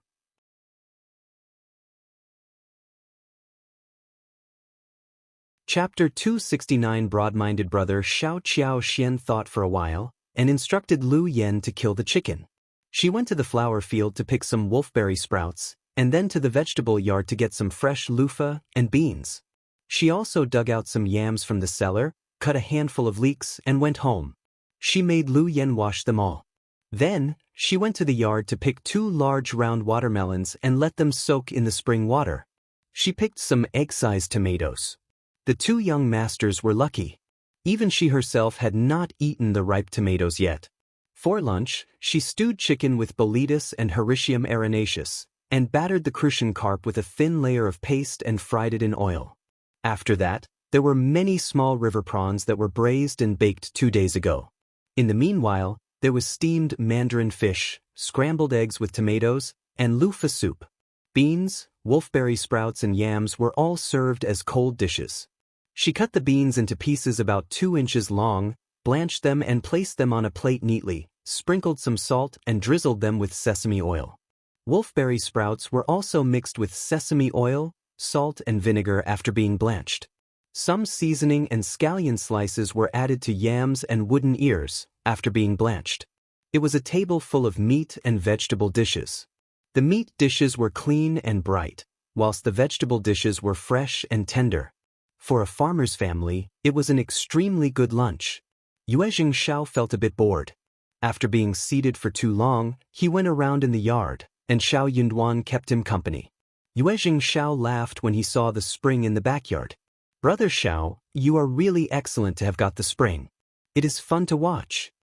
Shao Yunduan smiled. He didn't think that it was fun, just handy to use. Not far away from the spring, there was a half-man tall tank that drew their attention. Xiao went forward and his eyes widened. So many fish.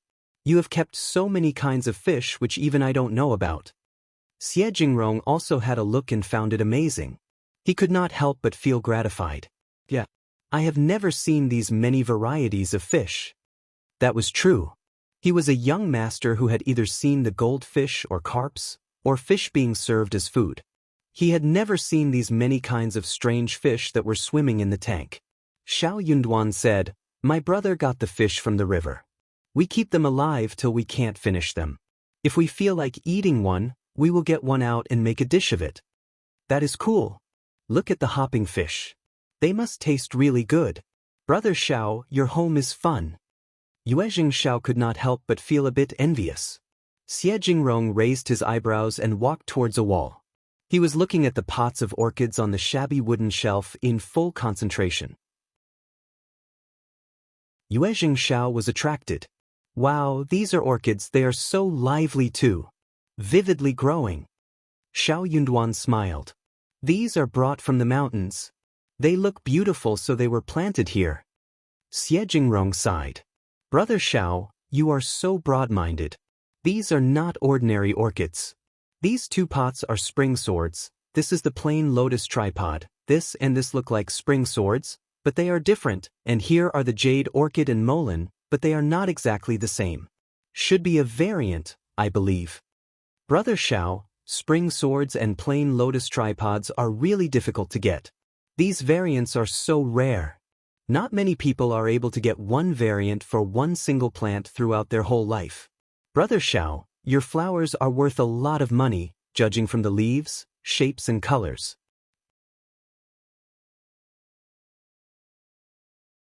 Chapter 270 Her Superpower. Shao Yunduan was dumbfounded. Elegant scholars loved to investigate orchids, but Shao Yunduan was too poor to have developed such a money-spending hobby. But he had some knowledge of the topic. He had learned about precious orchids. He had also heard of the kinds that Xie Jingrong mentioned. He knew that those were expensive orchid varieties. Even Dean Meng, Mr. Wu and Mr. Zhou did not possess such expensive orchids. They loved orchids and had raised a few pots. But those were just ordinary or mid-level kinds. They loved those flowers deeply. Shao Yunduan also understood that variants of precious orchids were even more valuable. Just as what Xie Jingrong said, they were a rarely seen breed. But how did he run into so many precious flowers? That was so strange. With his eyes on the orchids, he could not help but feel a bit shocked. Brother Xie, are those orchids really? Xianxia laughed and patted his shoulders. Brother Shao, he would never be wrong about it.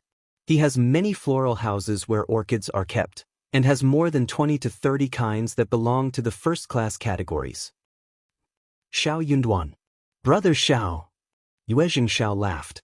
What about selling me a few pots? I will pay you well, please, give some to me. Xianxia did not understand much about the orchids, but he understood clearly that those were good things as presents.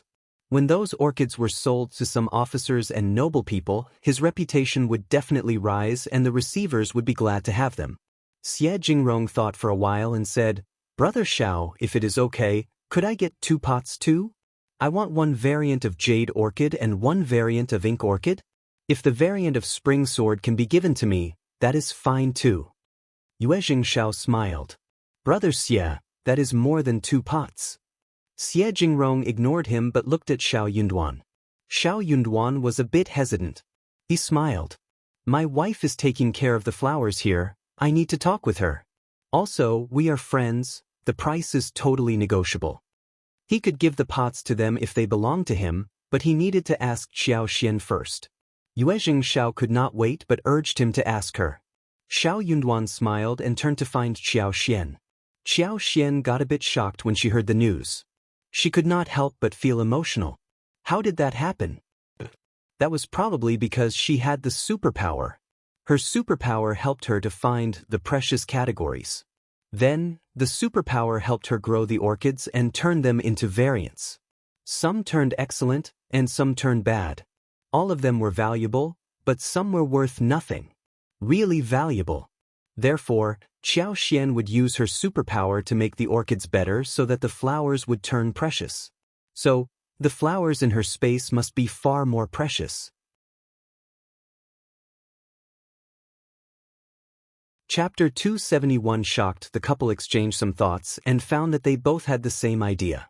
The orchids were valuable but it had cost them almost nothing to get them. So they decided to give 1 pot to each of the 2 young masters. If they wanted to have more, they could sell them at most 2 pots respectively at a proper price. Xiao Xian smiled at Shao Yunduan. I never expected that orchids could be so valuable in the mountains.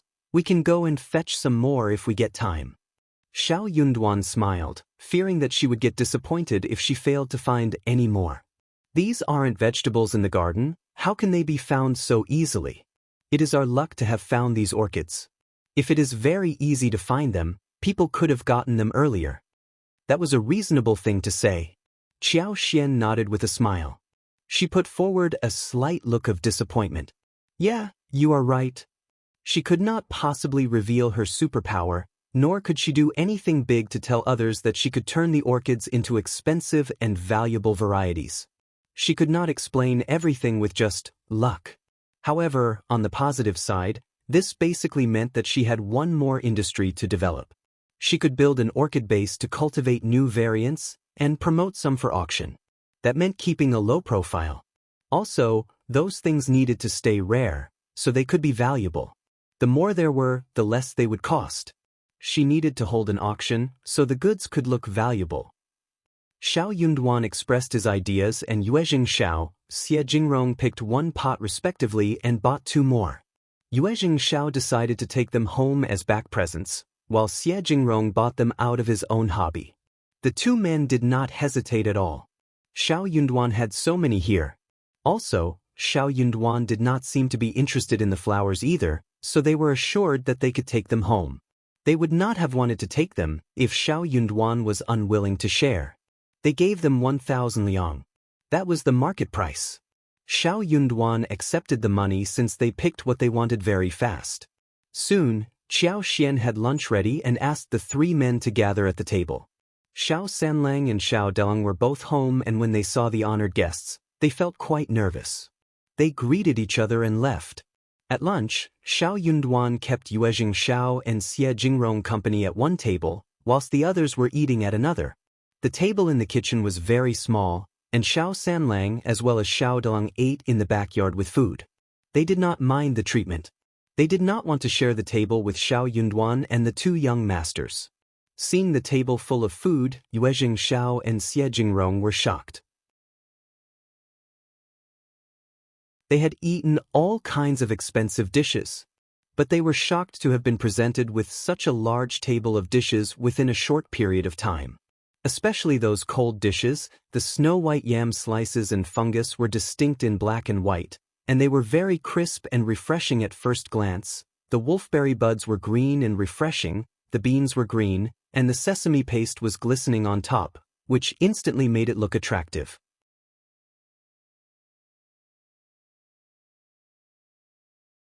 Chapter 272 Golden Sprout. There was also stewed chicken with mushrooms, which was fragrant and not greasy at all.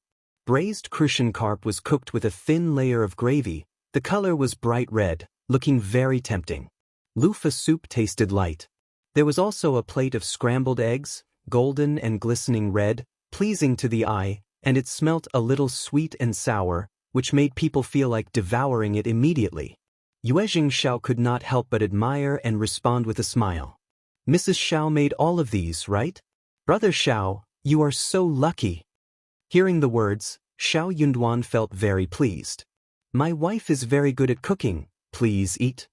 Okay, I just can't wait. Please.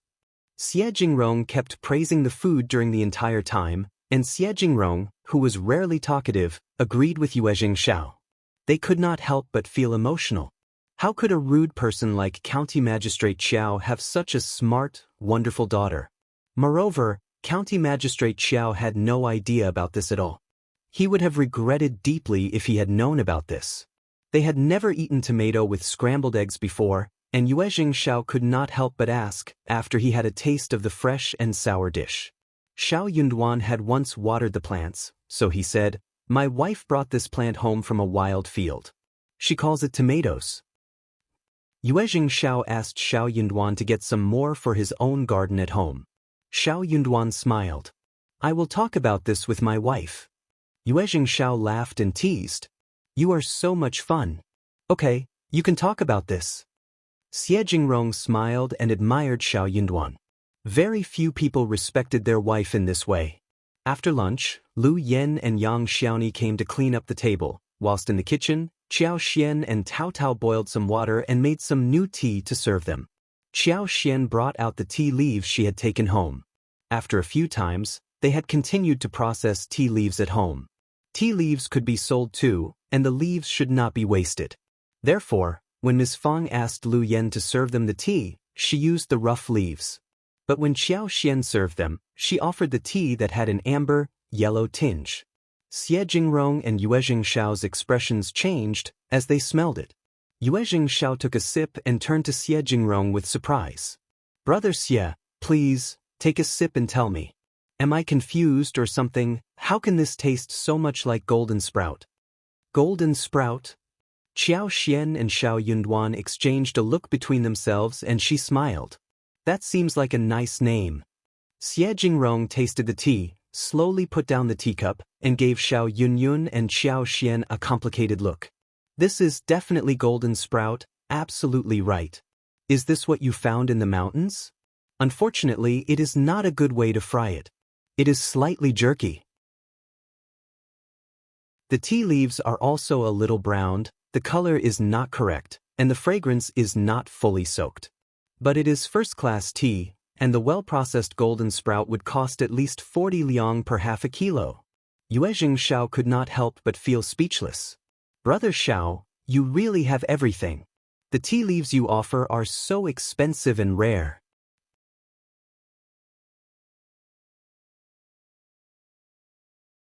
Chapter 273 Tryout. Xiao Xian was shocked. So, valuable? Xiao Yunduan was taken aback too. We found them in the mountains. They smelled nice, so we brought some home for processing. But how could this be golden sprout? It wasn't a very commonly heard name either. Xiao Xian had some knowledge of other categories, like Longjing of West Lake, Biluakun of Dongting and others. But she had never heard of golden sprout. Xiao Xian's eyes sparkled. She smiled. Let me serve you another kind of tea. They knew what golden sprout was, then they might even have some idea of what this one was. Therefore, when Yuezhing Shao, Xie Jingrong and Xiao Yunduan were talking about golden sprout, Xiao Xian came with 3 other kinds of tea with a smile. She said, please have some tea. Yuezhing Shao and Xie Jingrong became quite curious. Yuezhing Shao had the teacup in his hands, smiling. I don't think there is any other tea that can be better than golden sprout. Good tea leaves are very difficult to find. Yuezhing Shao's eyes widened as he took a couple of sips. Lavender, this is lavender tea. Brother Xie, do you agree with me? Xie Jingrong gazed at him and nodded. He was even more shocked, but he looked calmer. Yes, this is lavender. You are truly lucky. Xie Jingrong did not believe them first, but by this point he had to believe that they were lucky. Xiao Yunduan smiled. My brother Xiaoqi likes going into the mountains and he is a good hunter. We wanted to get some mountain stuff, and happened to run into the tea leaves, accidentally. Lavender, the tea leaves are first-class ones too? Yuezhing Shao sipped some more and said with some obsession in his voice, of course, lavender is more expensive than golden sprout. Well-processed lavender can cost at least 100 liang half a kilo. Xiao Yunduan. They almost ruined the treasure. They processed the tea leaves from the iron pot in their kitchen. Xiao Xian sat down next to Xiao Yunduan, smiled. Young Master Yuezhing, are you interested in tea leaves business? Yuezhing Shao's eyes sparkled as he turned to Xiao Xian. Xiao Xian continued. When we came home the other day from the mountains, we did not only get some tea leaves home. Since the leaves smelled so great, we also brought some buds with us. Those buds are all growing well. If you like it, what about? Of course I want it. Yuezhing Shao nodded in agreement even before she finished her words. But the 2 kinds of tea leaves aren't very easy to plant. If you want to do it, you need to make some efforts. Yuezhing Shao reminded her in an implied way. Good tea leaves could be hard to plant. It is fine, let's try. If we make it, we all benefit from it. If not, then we can drop it. What do you think? Xiao Xian had suspected that would happen. Easily planted tea leaves could be seen everywhere. These were expensive because they were rare. Especially lavender, which cost 100 liang half a kilo, that was a lot of money. Xiao Yunduan smiled. If you want to have a try, let's do it. Yuezhing Shao smiled. Okay, it's a deal.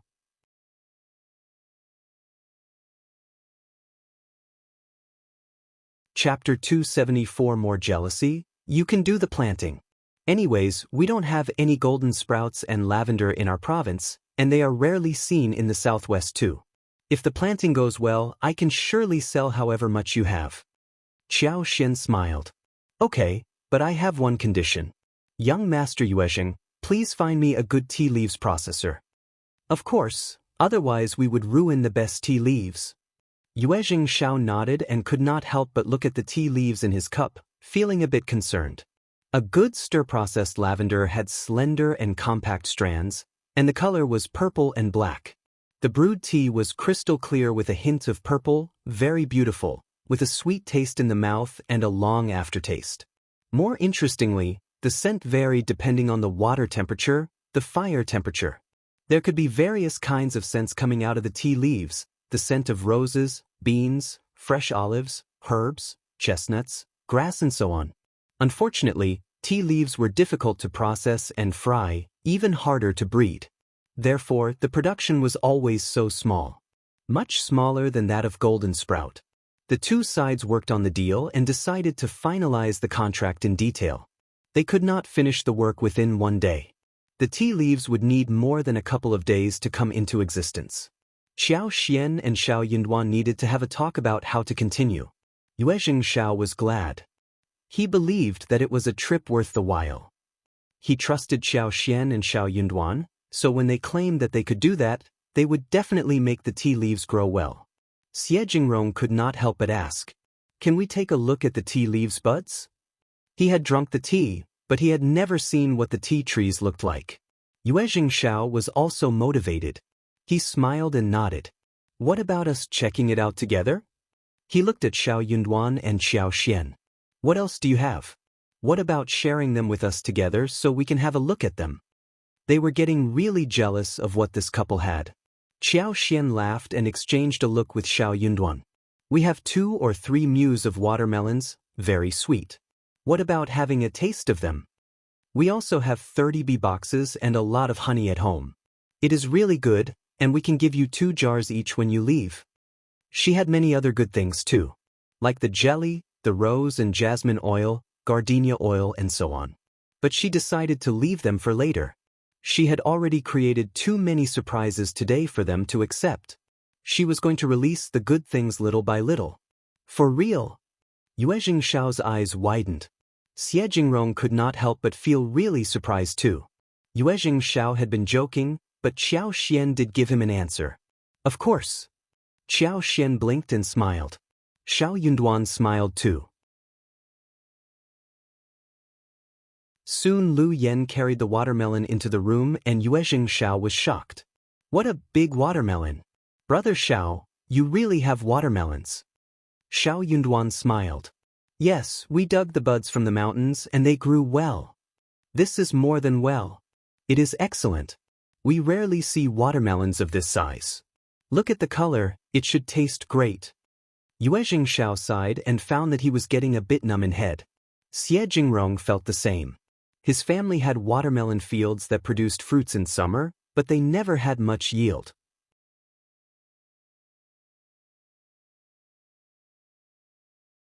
Chapter 275.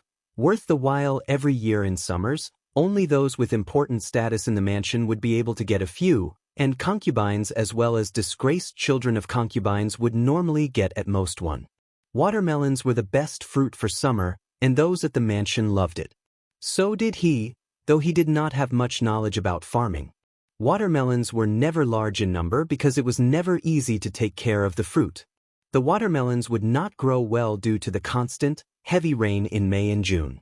Therefore, there were very few watermelons that were available every year. The Shao family had offered 2 very well-grown watermelons of a large size, and it seemed that they did not think that those were precious. That surprised Shao and Xianxia. When the watermelon was cut open, the sweetness was all over the place. Xianxia asked Lu Yen to serve some slices to Ms. Fang and Xiaodong whilst telling the 2 young masters to have a taste. "Try and see if our watermelons taste sweet. We all think it is quite sweet." Seeing the juicy and red flesh, Shao could not wait but take a bite of it. The juice went in his mouth and gave him a wonderful feeling. Shao ate and said, "It tastes much better than the watermelons at my home. Brother Shao, you have so much treasure at home, I would like to have 2 when I leave." Everyone laughed. Xianxia smiled. "Sure, we have so many in the yard." That was true. They had found the buds from the mountain, and everyone in the family was already used to seeing them grow so vividly. At first they believed that these were rare things, but now, the family treated them just as ordinary fruits. Moved, Shao smiled. "If the watermelons are all in this size and taste this good, they can sell well in the town. Brother Shao, and Mrs. Shao, how many more do you have?" Can we fill 2 wagons with watermelons and take them away? They would arrive in the town by evening if they departed early in the morning. They could sell the watermelons early next morning. It was going to be a good business day. Although 2 wagons of watermelons would give Shao very little profit, these watermelons would definitely be well loved in this season of the year. Also, Shao Yunduan and Xiao had so much treasure, and they should establish some friendships so as to strengthen their business ties. Seeing the watermelons growing bigger and better, Xiao was also thinking about what to do with them. She smiled with joy. In a couple of days, we are going to have many watermelons ready. 2 wagons are definitely no problem. Young Master Yuezheng, you have solved the problem for us. I was going to let Manager Qin help me sell them. Yuezheng Shao laughed. Our trip is totally worth the while. It's a deal then. I will vet someone to fetch the watermelons in 3 Davy _ what a hunt 2 iron for 1 watermelon? They had no scale at that time, and it was difficult to weigh them. So when Yuezheng Shao said so, Xiao agreed readily. 3 qian for 1 watermelon was way beyond what she had planned. Xiao nodded happily. The 4 of them talked for a while, after which Xiao handed over the 1,200 lipsticks to Yuezheng Shao. She also gave 10 lipsticks to Yuezheng Shao and Xie Jingrong respectively as gifts.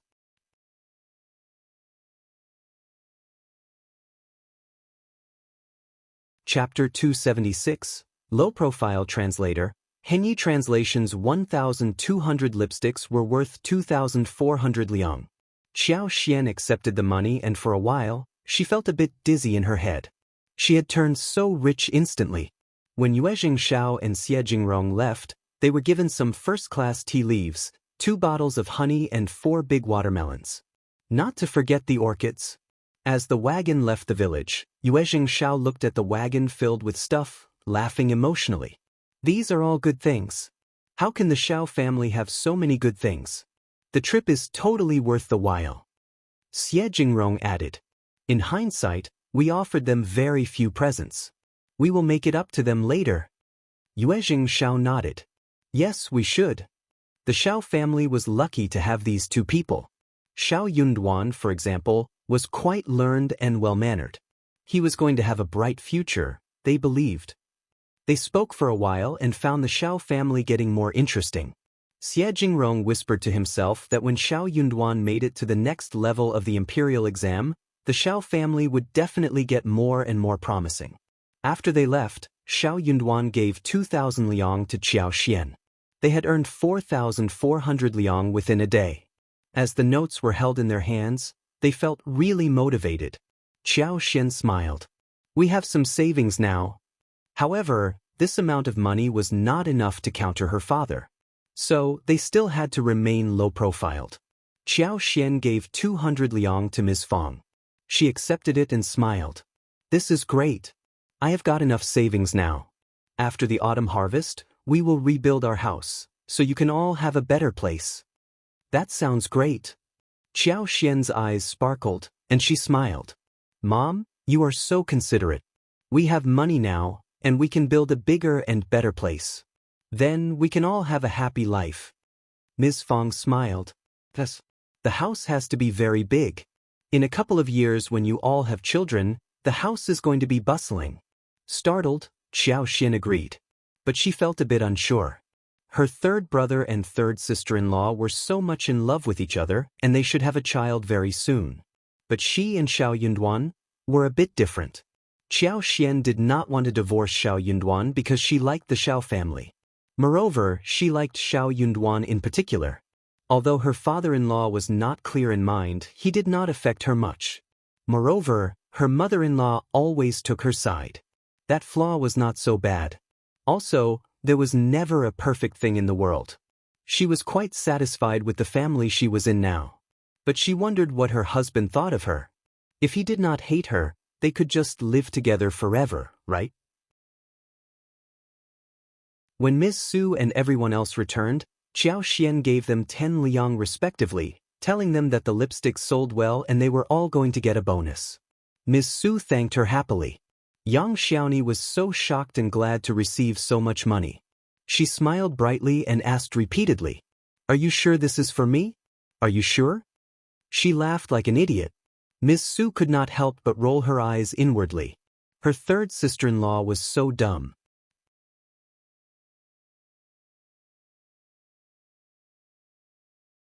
Chapter 277. Annoyed Xiaoxian gave Shao Xiaoqi and Shao Taotao 100 liang respectively.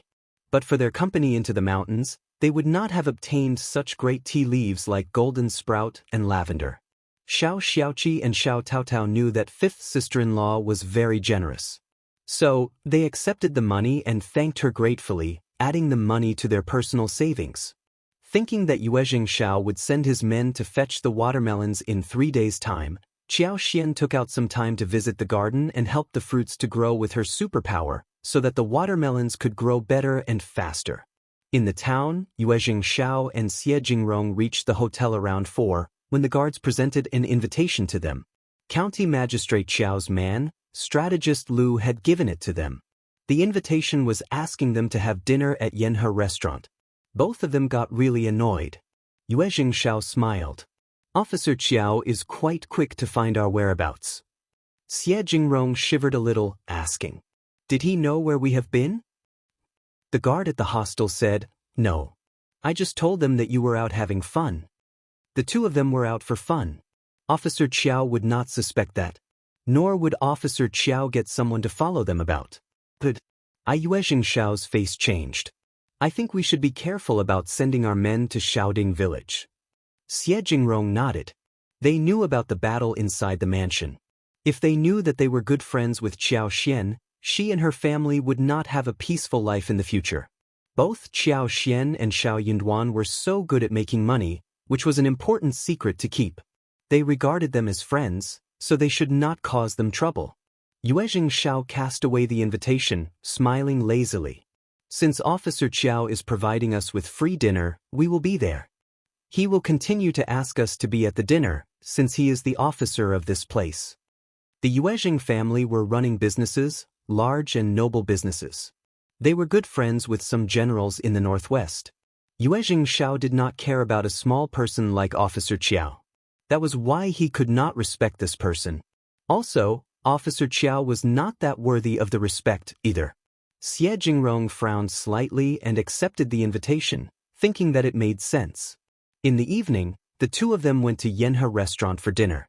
Officer Qiao, County Officer Zhang, Strategist Lu, Dean Meng from Minghua College as well as 2 rich young masters from the local area received the two of them warmly.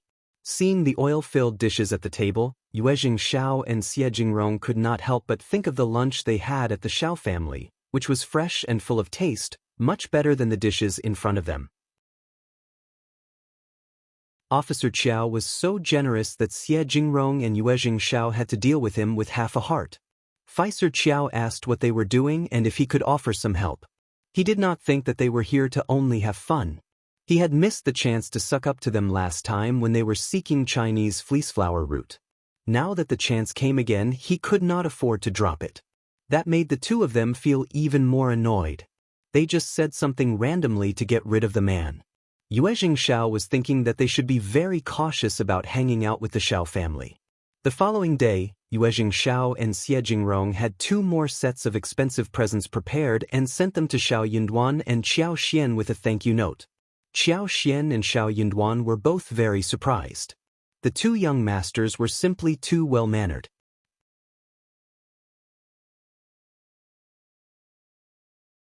Chapter 278. Mistakes. The presents included cubulos, wild ginseng, silk, brocade and several boxes of delicate cakes. That counted up to more than a dozen gift boxes. Ms. Fong kept laughing but with guilt.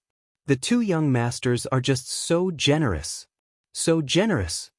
Xiaoxian understood the rules of the big mansions. She gave a few red packets with money inside to the coachman and the 2 staff. The 3 of them had not expected that they would receive red packets from a family in the countryside. They all laughed happily and developed good feelings towards the Shao family. The guy also told Shao Yunduan and Xiaoxian that in a couple of days later, their young master would get some people to fetch the watermelons and that they would arrive at dawn, hoping that they could open the door for them. Shao Yunduan nodded. Many people already spotted the honored guests that visited the first section of the Shao family the day before, and more people witnessed the presents today.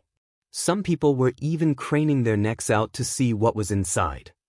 Seeing that they were giving presents to the first section of the Shao family, they could not help but feel jealous. They are blooming. So great that they have married a good daughter-in-law. Yunduan is excellent too.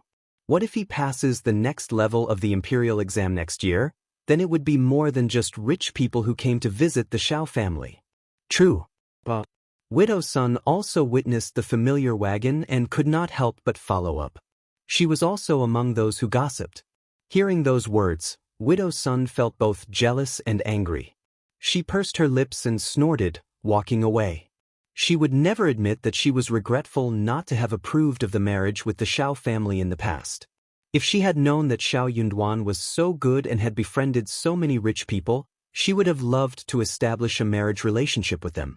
But she soon pressed down this idea. She did not want to admit that she regretted it.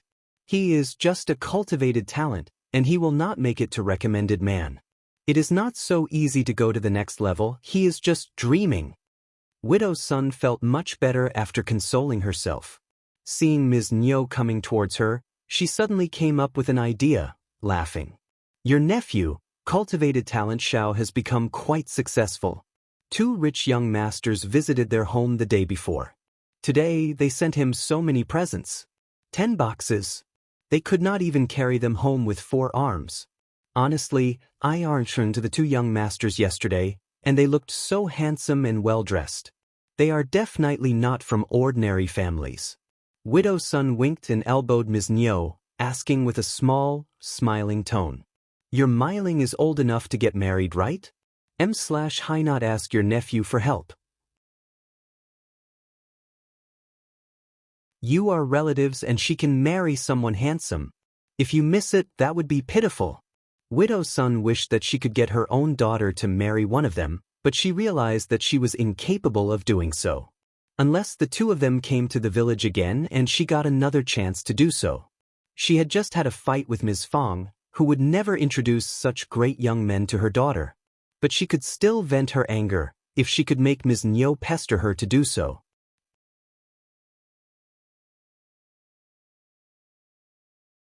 Chapter 279.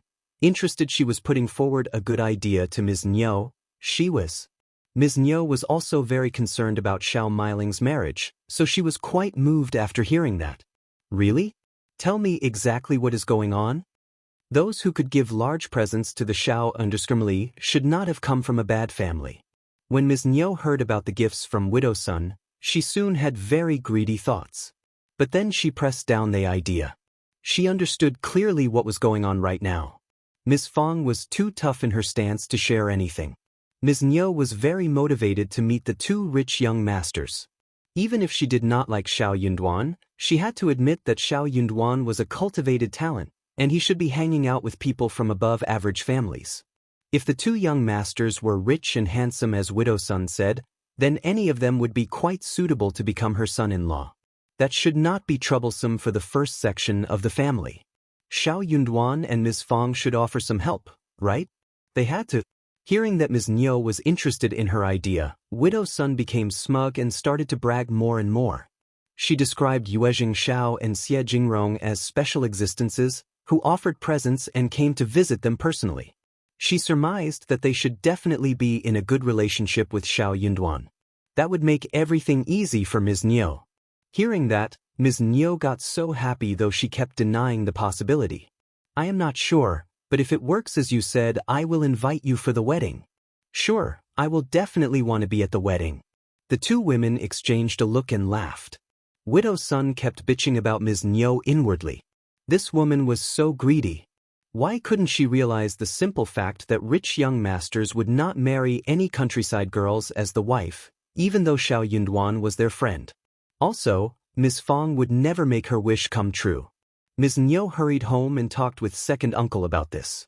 Second uncle was quite motivated as well. In their opinions, Shao Yunduan was cultivated talent and he had a promising future. Qiao Xian was Officer Qiao's daughter and their niece-in-law. So with these 2 as mediators, there should be a high possibility of getting their daughter to marry one of Shao Yunduan's friends. But they had to tell the elder uncle about it first. Therefore, when eldest uncle asked Shao Yunduan if the guests were engaged, Shao Yunduan was totally startled. In fact, both Shao Yunduan and Xiaoxian were shocked. What were second aunt and second uncle thinking? They did not know where the two young masters were from, but they should realize that Shao Meiling was not a match for any of them. Ms. Fong screamed. The couple is crazy, right? How dare they say things like this? Meiling is not a match for either of them. Eldest uncle was displeased. Meiling is your niece, and your face will also lift if she marries well. How can you demean her like this? Ms. Fong rolled her eyes. Damn. Honestly, her own Tao Tao was better than that girl, and she had plenty of dowry to take along, still she never thought about marrying her to a rich family. They were not from the same background, and if she married into such a family, she would be humiliated and looked down upon by relatives and friends. That would not be good for her. She could find a down-to-earth farmer and with dozens of good fields and a lot of money. With that, they would probably have a happy life together.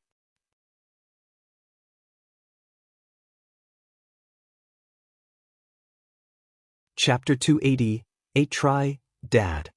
Shao Yunduan could not help but sigh and shake his head. Please let second uncle and second aunt drop the idea. Those two young masters. He was not going to tell him where Yuezhing Shao and Xiejing Rong were really from.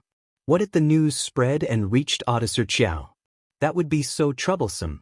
They are cultivated talents and from rich families. Moreover, in all likelihood, their parents have already arranged the marriage for them. I don't know whether they are engaged, but they are just my ordinary friends. How can I ask them about this? Allos, the two families don't match at all. Ms. Fong sneered. True. Some people just don't understand who they are, and keep adding trouble to others. Yunduan has made some good friends, and if they don't hang out with Yunduan because of this embarrassing thing, he will lose important contacts. Let me tell you, if you ruin Yunduan's future, I will hate you forever. Eldest uncle frowned. I am not this kind of person, okay? I was just asking. Since they already have marriage plans, we can drop it, of course. Also, we need to have both parties satisfied before taking it further. But Meiling is also your niece, how can you look down at her? Can't you just say something good about her? She is at the age of getting married. Why can't you be nice to her? Ms. Fong rolled her eyes. Okay, she is good as long as she doesn't ruin my son, then she can do whatever she wants. You. Eldest uncle glared. Second uncle and Ms. Niu got annoyed as they heard the hesitant answer. Eldest brother, so whether or not those two young masters are not engaged is not certain, right? Why not mention the matter to them? What if either of them like Meiling? Yeah. Our Meiling is beautiful and diligent. Why can't she be a match? Just give it a try, okay? Eldest brother, you want Meiling to marry into a good family, right? If we lose this chance, we won't get any better ones. We can just try. All you need to do is ask what if they come together? We will be grateful to you forever. Yeah. Second uncle and Ms. Niu kept begging eldest uncle, who became really annoyed. He wanted to promise them, but he did not want to make a decision on behalf of Shao Yunduan, so he answered briefly and hurried off. Ms. Niu snapped and sneered. Eldest brother is always talking about beautiful things, about how we are a family and should help each other. But I think that he is very selfish. Second uncle. Yes. You simply take Meiling to their house when the guests come next time. Yeah. Ms. Niu's eyes sparkled. You are so clever.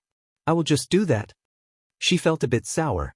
I think that Yunduan is getting more promising and he should have more friends coming to his home in the future. I will watch out for his guests henceforth. We are open to anyone. She had to admit that Shao Yunduan was cultivated talent and he was not befriending any farmers. She had no cultivated talent at home, but she could have a cultivated talent as her son-in-law. What if that man became an officer in the future? Then her daughter would become the wife of an officer. They should make full use of what they have now. If the first section could help them, things would not be bad. Shao Yunduan and the others of the family did not know anything about this. So, no one mentioned the matter anymore.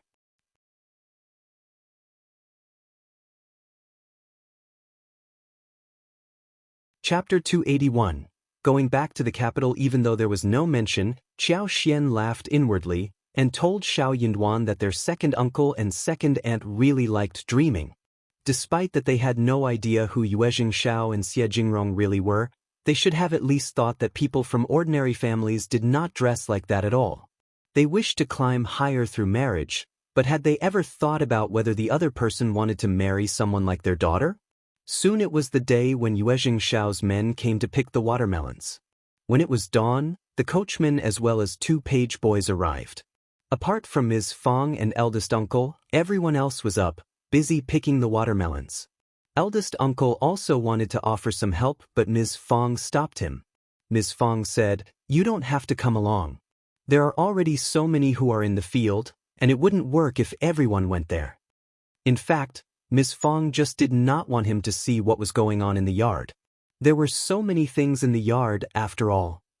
Although they all knew that it was Xiao Xian's personal property, the eldest uncle was never resolute, especially if he saw this. Hearing that, eldest uncle nodded and believed that it was true. So he did not go over to help.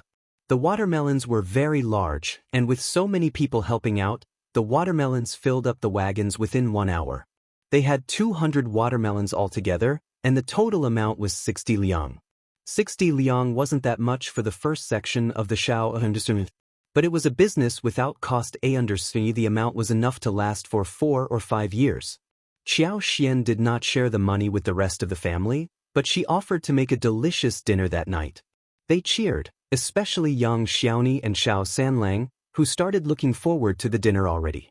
Even if Xiao Xian did not offer to make dinner, the rest of the family would say nothing. They had cold, sweet and juicy watermelons every day for lunch, and that was a huge advantage for them. Xiao Xian gave one to the coachman and the page boys respectively. The coachman and page boys were so happy that they kept thanking her. Watermelons were rare, and they were going to take them home for friends and family to eat. That would surely lift up their reputation. There were a few watermelons that were not ripe, and Yuezhing Shao would send some more men to fetch the remaining ones after a week or so. At this rate, they would come over at least 3 more times. With watermelons ready in the wagon, Yuezhing Shao and Xie Jingrong decided to leave the town. Yuezhing Shao simply could not wait to sell the watermelons and lipsticks. County Magistrate Xiao had been watching them all the time. His messenger did not follow them on their trip, but would pass on the information to County Magistrate Xiao the moment they arrived. Then, Strategist Lu and he would come to the door and greet them, exchanging a few words. That really annoyed Yuezhing Shao and Xie Jingrong. But he was an officer of the town and they could not possibly drive him and his people away. When they were just about to leave, County Magistrate Xiao came with Strategist Lu in a hurry to see them off, making the 2 young masters feel irritated. Yuezhing Shao complained. "What is County Magistrate Xiao doing here?" Xie Jingrong said calmly, "He is very anxious to return to the capital." Yuezhing Shao was startled and burst out into laughter. Hurrying back to the capital? No wonder they wanted to get on well with the Xie family. He hoped that the Xie family could help him to get back to the capital. But this officer with such low competence would not return with a high title. Also, he would have to wait for a few more years before being granted even a small position.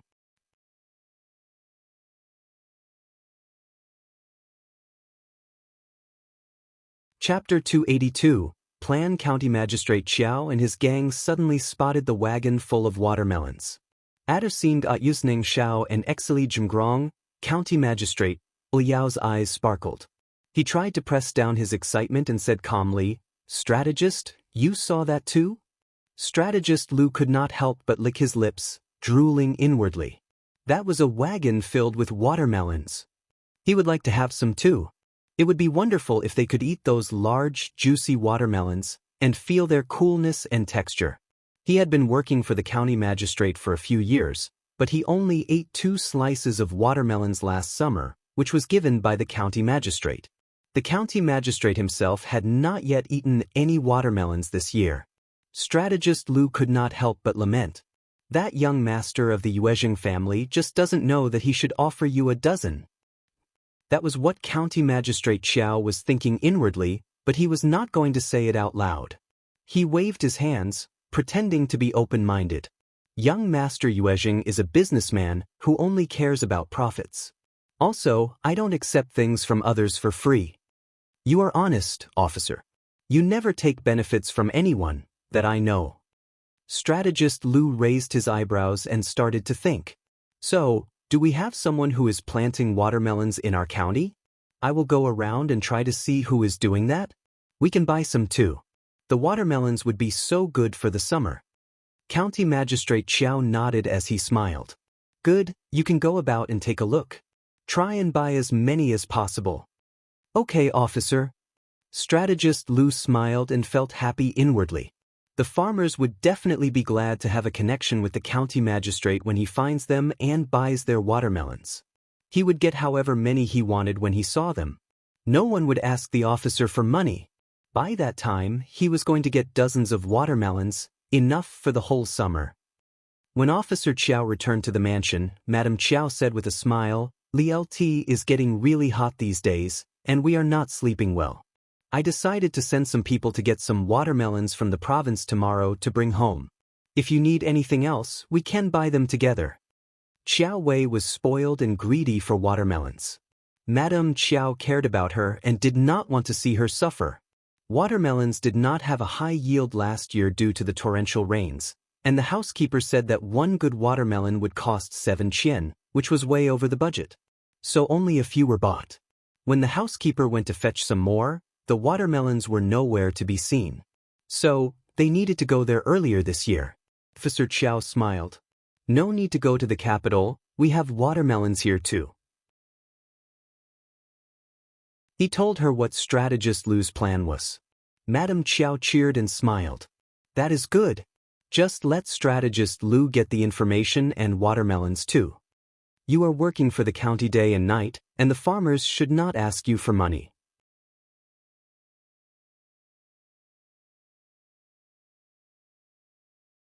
Chapter 283. Gossip. They should have brought some to you on their own. Damned civilians, never understanding the rules. Officer Zhou rubbed his beard and nodded. He believed that his wife was right. Damned civilians. Madame Zhou added. Young Master Yuezhing is also too arrogant. You saw them off. He should have given you some watermelons on his own. How dare he ignore you? Officer Zhou, who was deeply hurt by Yuezhing Shao and Xie Jingrong's ignorance, felt very humiliated hearing what Madame Zhou said. Young Master Yuezhing never thinks about those small things. Madame Qiao brought herself back and smiled. True. Madame Zhou spoke to Zhou Wei about watermelons, and she was very happy too. It seemed that they were going to have many watermelons to eat during this summer season. I hope they are sweet. Not every farmer is able to plant good watermelons, otherwise they would not have been so rare. Mom, we are buying them in the province if they are not sweet here. Of course. Madame Zhou said with an indulgent smile. It was going to be a very quick exercise. Watermelons were planted in the field and no one was able to conceal that for long. What they needed to do was to do some simple investigation. Zhou Wei and Madame Zhou even got prepared to eat watermelons the following day. It was going to be such a cooling relief if they were able to eat large watermelons on this hot day. That was a tempting thought. However, 2 days passed and they could not see a thing. Zhou Wei could not help but complain. They are so lazy. How can they be so slow as not to get an idea of where the watermelons are? Madame Zhou frowned and got someone to ask Strategist Lu. Strategist Lu was very anxious and disappointed as well. How would he know? The whole thing was so strange that they could find nothing. He had sent many people to look around and theoretically speaking, they should have been able to eat watermelons by that night itself. However, it seemed that the watermelons Yuezhing Shao carried had appeared out of nowhere. No matter what, they could not find the source. Strategist Lu got so annoyed.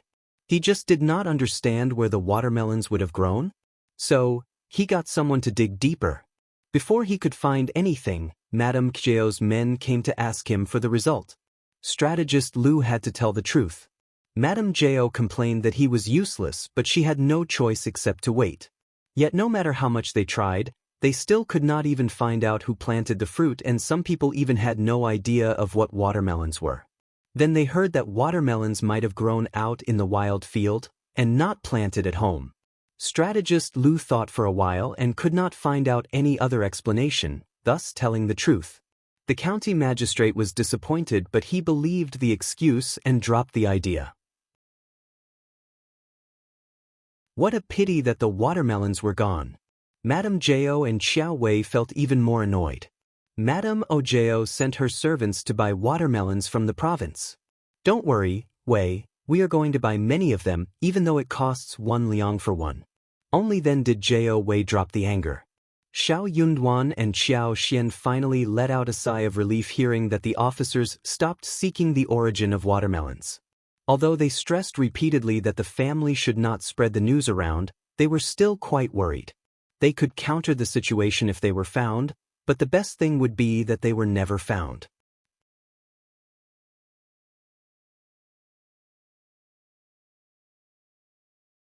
Chapter 284. Watermelons. Hearing that Officer Qiao's family made so many efforts just to eat watermelons but obtained nothing in the end, Xiao Xian ate 2 more slices purely out of delight.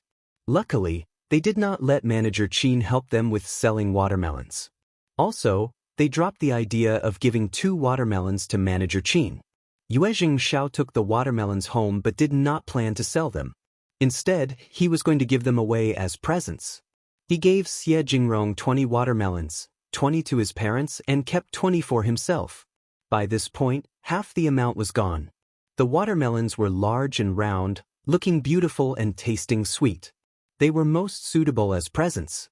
Especially in this weather, nothing was better than a few large watermelons. There were many watermelons in the market, and those fixed farmers already got their watermelons booked before they turned ripe. Therefore, those that could come to the market were not only quite limited in number but also unripe. Madame Zhou sent her housekeeper to buy the watermelon, and luckily he ran into some cheap ones in the market the following day. Although the housekeeper said that it was just one of the leftovers and not very sweet, yet the housekeeper believed that the watermelons looked really good and sounded quite crispy from outside, thus buying them as good watermelons. The expensive watermelons would not be too sweet but surely would not be bad. The housekeeper bought 10 altogether. 5 liang for 1 pile of watermelons. That was very costly. 5 liang could buy hundreds of kgs of rice. But he decided to tell his master that it cost 7 liang so he could save 2 liang for himself. Once watermelons as well as other things were bought, the housekeeper went back home early the next day. Madame Zhou and Zhou Wei got so happy when the watermelons arrived that they started to drool. Xiao Ko and concubine Du were serving them and feeling greedy inwardly. They knew that even 1 slice would be quite satisfying for them. However, when the maid broke open a watermelon, it looked really white with just a touch of redness. Worse, the skin was not at all fresh. After a bite, one realized that it had no taste, and the soft texture did not taste sweet or fresh at all. Xiao Wei spat and had 1 more cut up. But all the 10 watermelons were the same. Ah! Zhou Wei snapped. What rubbish did the housekeeper buy? Is he blind? He can't even buy 1 correct one. The more they wanted something, the less likely they were able to get it. That caused a huge disappointment and the anger arose involuntarily. Zhou Wei could not help but want to hit someone. She threw herself in Madame Zhou's arms and cried. What she wanted was to just eat 1 watermelon. How could that be so difficult? Madame Zhou got so annoyed that she scolded the housekeeper. The housekeeper's face turned. He begged for forgiveness continuously. He had not foreseen this. How could the farmers sell the rotten watermelons at such a high price? And the watermelons could not prove bad unless broken open. He was cheated too. Madame Zhou scolded him and ordered him to back off.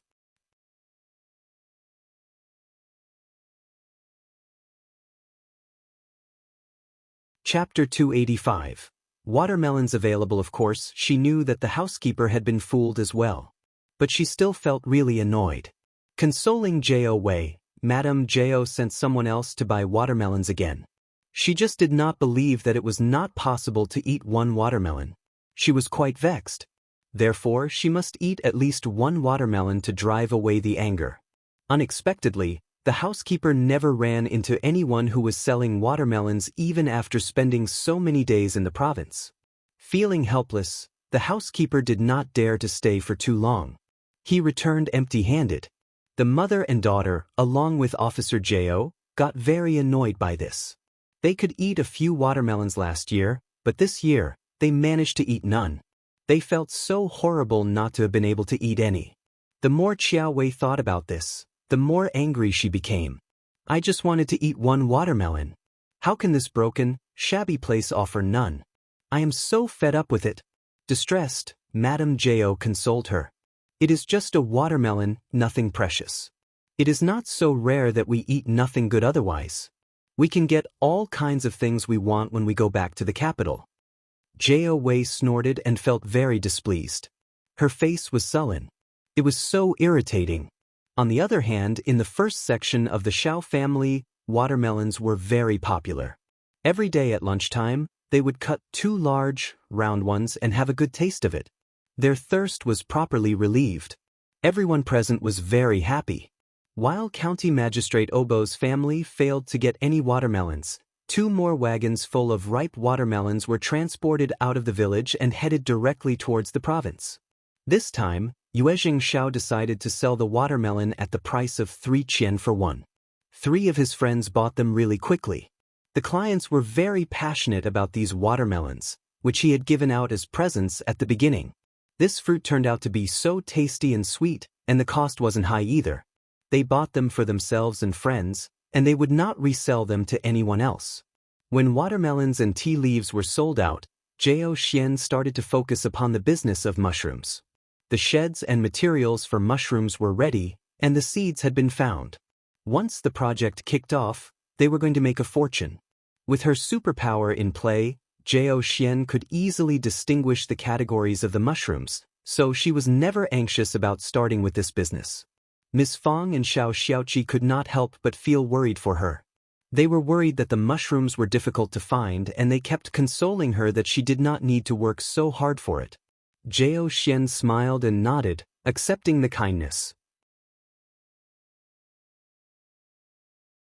There was very little they could do in the farmland, and when the last batch of lipsticks was made, the flowers stopped blooming. Roses had been picked out and the other kinds were already withering. Even if Xiao Xian wanted to use her superpower, she needed to be cautious. So, she had to wait a little longer. Also, the beeswax was used up, and they needed to get some more of that. Therefore, Zhou Xian, Shao Xiaoqi, Shao Taotao as well as Shao Sanlang and Yang Xiaoni went into the mountains together. Shao Delong and Ms. Su were helping Zhou Xian sort out the floral fields, where they trimmed the leaves and watered the plants.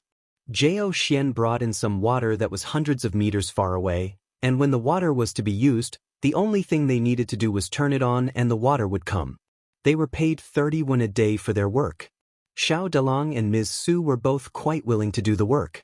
They decided to find mushrooms and wild honey as well as some other precious herbs during their trip to the mountains. Sorry for the inconvenience. Thank you very much.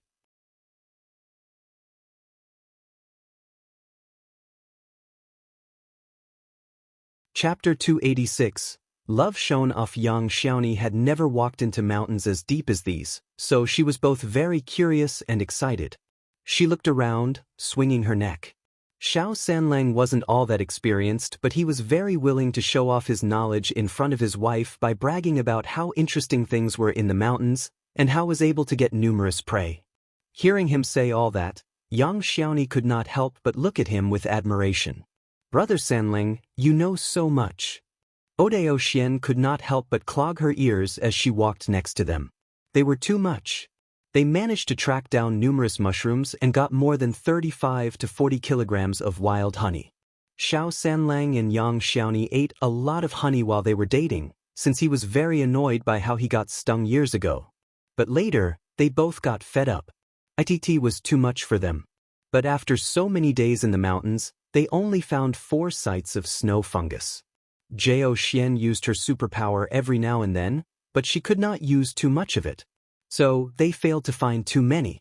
Snow fungus were very precious, and once they grew, the values would be much higher than the other categories of mushrooms. Xiao Xian was not anxious. She was going to urge the already growing ones so they would be enough. Xiaoqi got a lot of things too.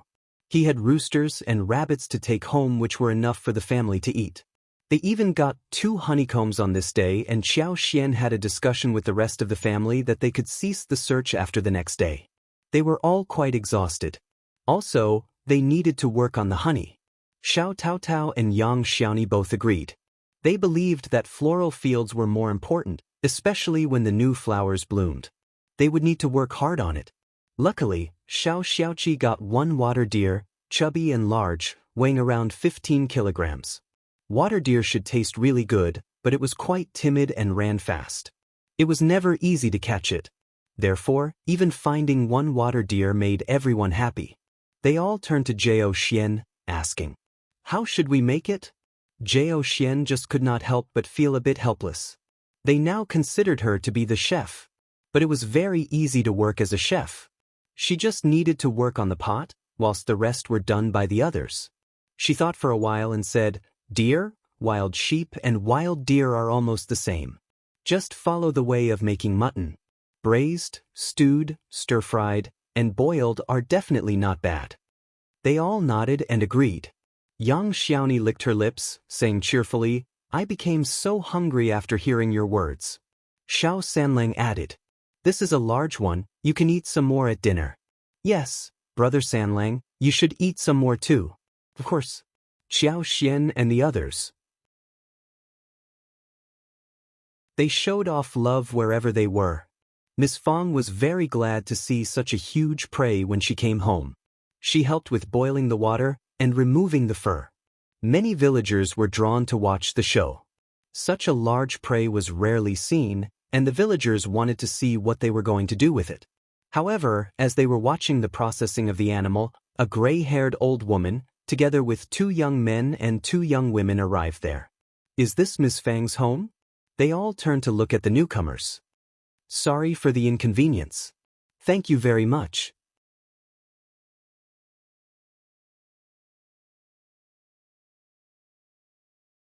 Chapter 287. Ms. Zhou's family. Ms. Fong glanced at them, nodding with a smile. "I am Miss Fong, who are you?" She really had no idea who they were. Nor did anyone from the Shao family recognize them. Someone seemed to recognize her and was about to speak up, when the old woman went up to her and took hold of Ms. Fang's hands. In a grateful voice, she said, "I am from the Zhou family. My daughter used to be the 2nd daughter-in-law of the Ding family. I am older than you, and I will address you as my niece. Thank you for helping my daughter." Oh, they were from Ms. Zhou's home. People present could not help but wear a look of understanding. Ms. Fong brought herself back, laughing. "Don't worry, Ms. Zhou and I have always been good friends, and it was just a little help. No need to make a big deal out of it." "But I am grateful," she said with teeth clenched as she sneered. "Some people are the worst human beings. Thank goodness you were here." Miss Fong shook her head out of courtesy and asked them to have a seat inside. The villagers left, seeing that something was going on in the family and Miss Fong was driving them away. When Ms. Zhou and Ding Erju had the wooden house built and all was settled, they bought some chicken and opened up the field. Their life had just started. The remaining work should just be routine. Only at that time did Ms. Zhou return to her own home with her child. Ms. Zhou had thought about turning to her natal family when she ran into trouble, but she felt too ashamed to go over. When she went home and talked about the whole issue, the mother and the daughter cried a lot. Ms. Zhou had a brother who always cared about her. She was not very close to her sister-in-law, but they always talked in a friendly way. Hearing that, her parents and brother got so annoyed. Ms. Zhou spent one night at her mother's home, and the following morning her parents, brother, sister-in-law and cousins all rushed to the Zhang village and hit Ding Erju. Ms. Zhou shielded him, but the whole family scolded Ding Erju angrily. They married their daughter to him only because he looked very honest. But now their daughter was suffering so much. Ding Erju cried too. He felt very guilty while facing his brother-in-law as well as his parents-in-law. His parents-in-law had always treated him well. Every time he visited them, they would kill the chicken to treat him and let him bring some food home when he returned. He even borrowed some grains from them. But he failed to protect their daughter and let her suffer so much during the past few years. When she was done scolding her son-in-law, she took her children and nieces as well as her family to the fifth Grandpa Ding's home. She did not have her husband with her, who stayed back at home. Fifth Grandma Ding was at home. Seeing the Zhou family coming towards her, she was about to defend herself when everyone rushed forward and hit her. They ripped off her clothes, grabbed her hair, hit her face and pinched her arms. They spared no efforts to hit her. Fifth Grandma Ding's 2 sons were gone, and 2 daughter-in-laws were both absent. So she was mercilessly hit by the Zhou family. Also, she treated none of her daughter-in-laws well, and even if they were around, they might not have offered any help either. Sorry for the inconvenience. Thank you very much.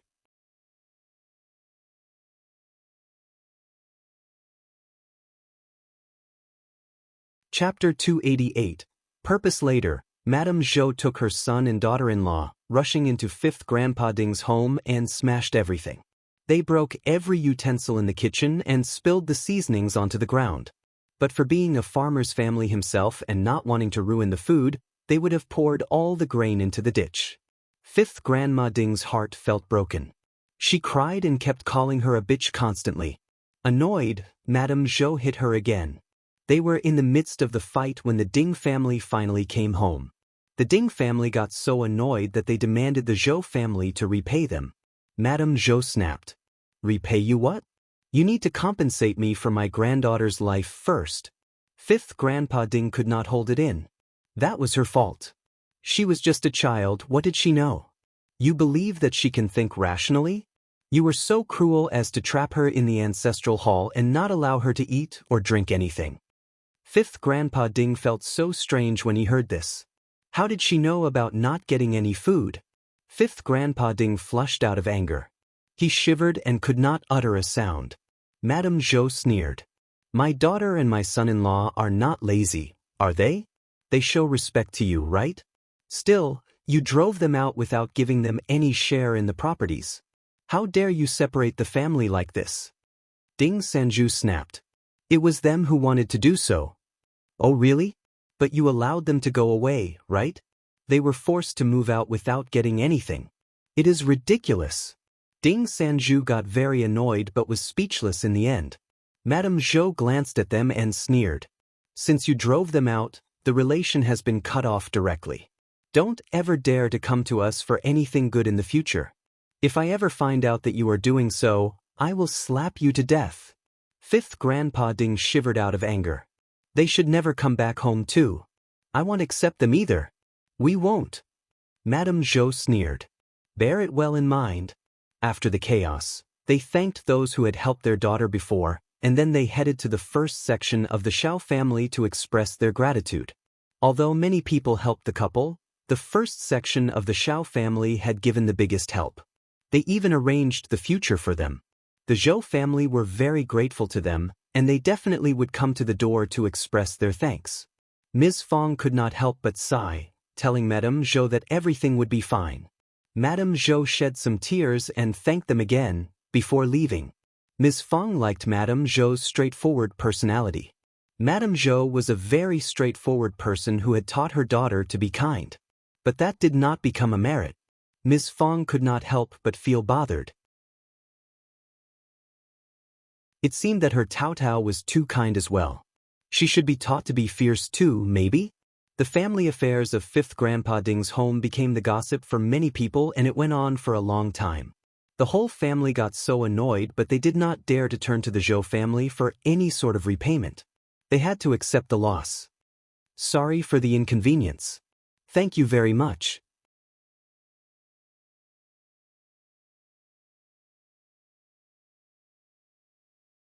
Chapter 289. Unspeakable Feelings. Ms. Su, Yang Xiaoni, all of them felt sorry for Ms. Zhou's family.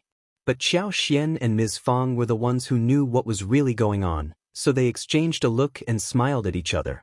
It made their relationship closer. The water deer was soon handled and the meat was sliced. They were aware that the internal organs were good things too, so they held them in a basin.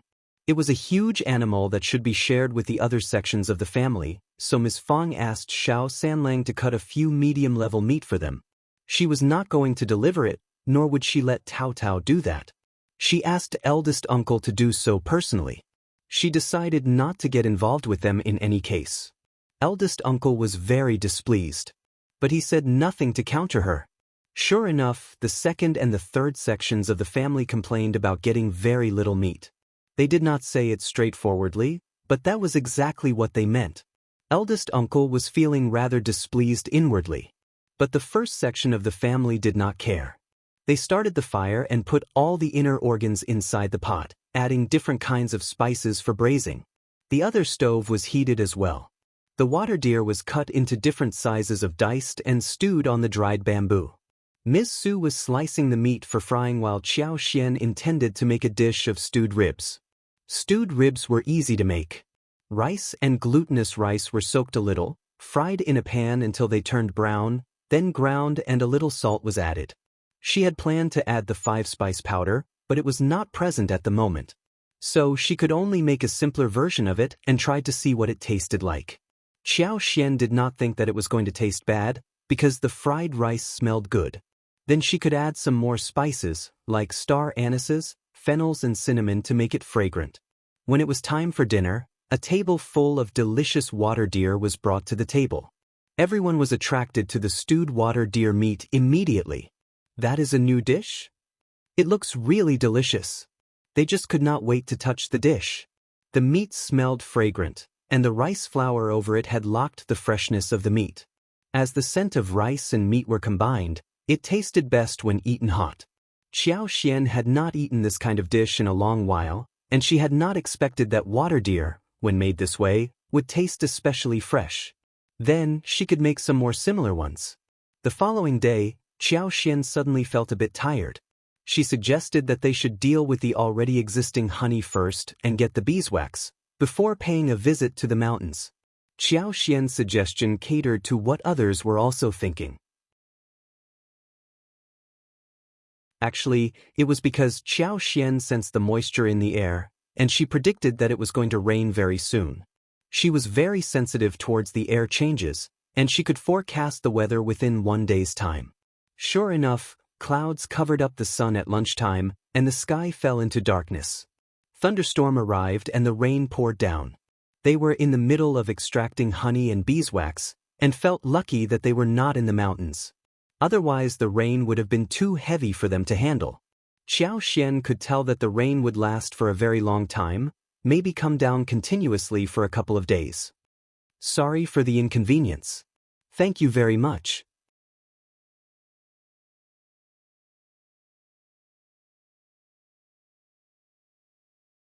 Chapter 290, Watermelon Candy That Was Good. In this way, flowers would grow even more vividly. When it was sunny again, she decided to use her superpower.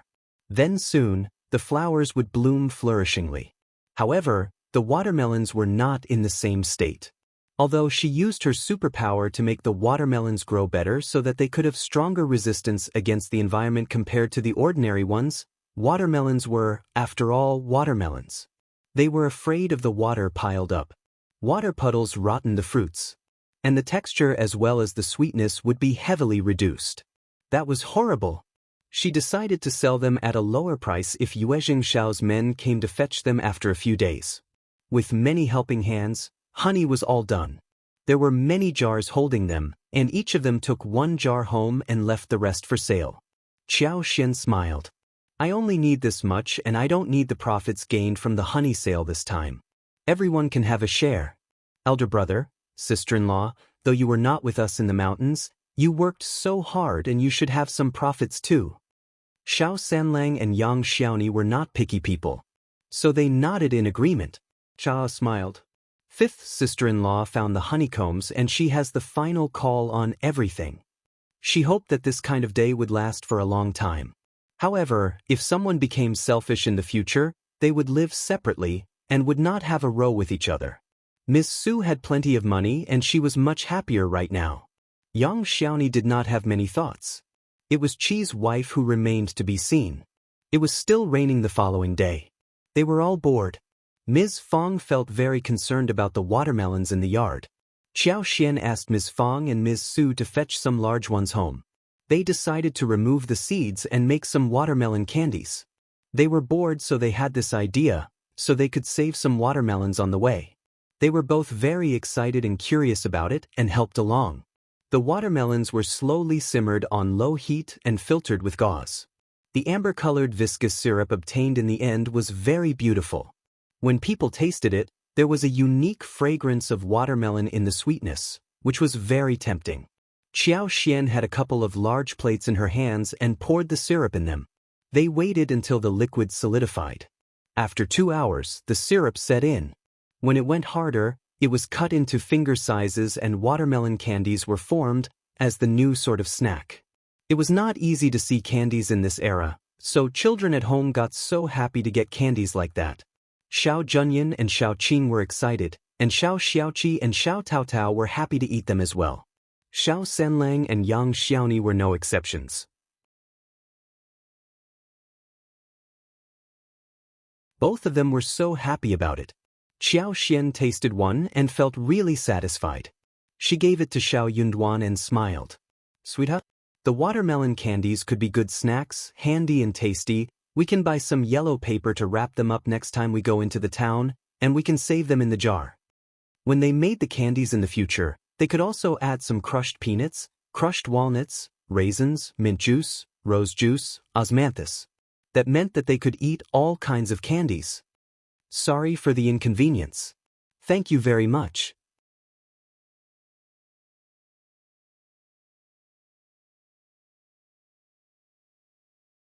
Chapter 291. Chaos. She could ask Yuezhing Shao to find a carpenter who could make some silver or bronze candy models to shape the candies and future potential cakes.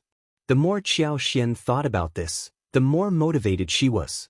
Seeing her sparkling eyes, Shao Yunduan could not help but smile and nod. Your ideas are never bad. Xiao Xian chuckled and exchanged a look with him. I think so too. The two of them smiled at each other. Xiao Xian picked some tomatoes for stewing. She made a jar of ketchup and asked Miss Su to yeast the pasta. She was going to make ketchup with egg noodles. Ketchup was a very good thing. She could save some to make sugar-coated ribs or braise the tofu. The sweet and sour ketchup was added with eggs and mixed into the noodles, which provided great texture, and it was really good for the stomach. It was really lively at the first section of the family, whilst the second section of the family was having problems. Due to the heavy rain, everyone was quite free at home. Ms. Niu was bored and decided to clean up the room a little. However, she found that the 5 liang she had hidden earlier was gone. Ms. Niu was a very sneaky person. She never hid her money in one place. So she was very startled when she saw the money missing. She checked around and found that everything else was still available. So she let out a sigh of relief. However, she felt so heartbroken thinking of the missing money. She always hid things well, and she never leafed through her hidden things in the room, otherwise she would have thought of this earlier. She suddenly thought of Ms. Zhang. Especially when Ms. Zhang kept asking her for 2 liang of money, saying that her brother's wife was going to give birth and needed money. Ms. Niu did not agree to give her any. Ms. Zhang always sneaked things home, and Ms. Niu hated her for her small moves. She would never loan her any money. Also, Ms. Zhang never returned any money she had borrowed. This bitch! How dare she steal my stuff? Ms. Niu rushed to Ms. Zhang. Ms. Zhang did not admit to it initially, but after being scolded, she had to admit in tears. My brother's wife gave birth to a baby, and we are too poor. You don't even want to loan me anything. I had no choice. Please, forgive me. I will never do that again. Ms. Niu kicked Ms. Zhang to the ground. You will never do it again? You will always do it, given another chance. My children need money for their marriages, and we need money for our family. How dare you steal money to support your own family? I will make my son divorce you. Ms. Zhang cried. Poma, I really won't do that again. Ms. Zhang was very scared. But she did not regret a thing. She felt lucky. When she stole the money and took it home, her parents and brother were all cheerful. They kept praising her for being capable. That made her feel so satisfied and gratified. She believed that she had done a good deed. Her brother was the only son of the family and he needed to be treated well. Sorry for the inconvenience. Thank you very much.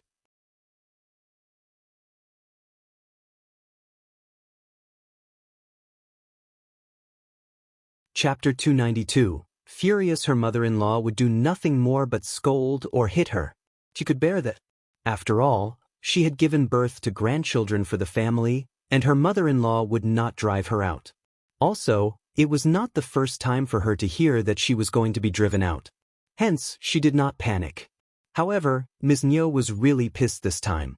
She was not very happy about her stealing some stuff, but she could still tolerate that. But it was cash worth 5 liang this time.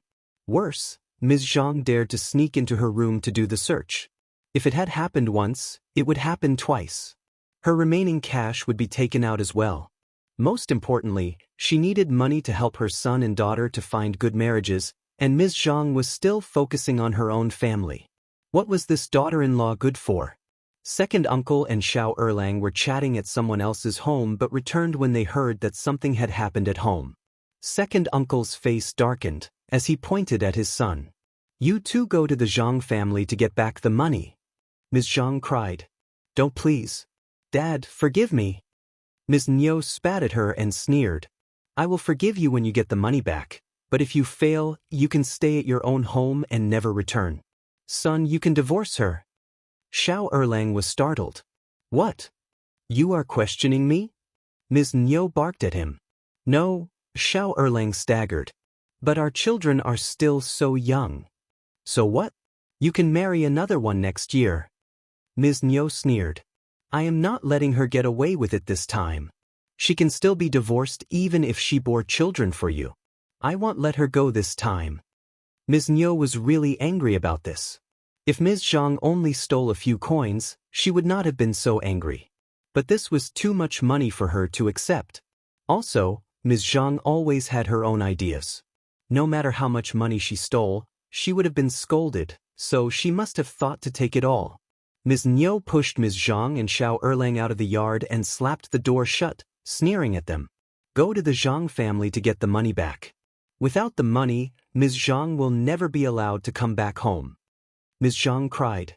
Erlang, please, our children can't lose their mother. Shao Erlang snapped and said angrily, Shut up now. How dare you cry like this? Go to your family to get back the money. Ms. Zhang's face changed. But, how dare you steal 5 liang from my mother? Your family is so greedy. Shao Erlang sneered. With her head lowered, Ms. Zhang did not dare to speak up. The first section of the family soon heard about the story of the second section of the family. Ms. Fong pursed her lips and laughed. That's their family affairs. Your second aunt is not a good thing, nor is Ms. Zhang. How can she help her family like this? Her brother is like a piece of trash now. All the 3 sisters of the Zhang family kept helping their brother with all efforts. Hearing the gossip, Xiaoxian and the others felt so speechless. Suddenly, Ms. Zhang came rushing with tears and kneeling down in front of Ms. Fong. Sorry for the inconvenience. Thank you very much.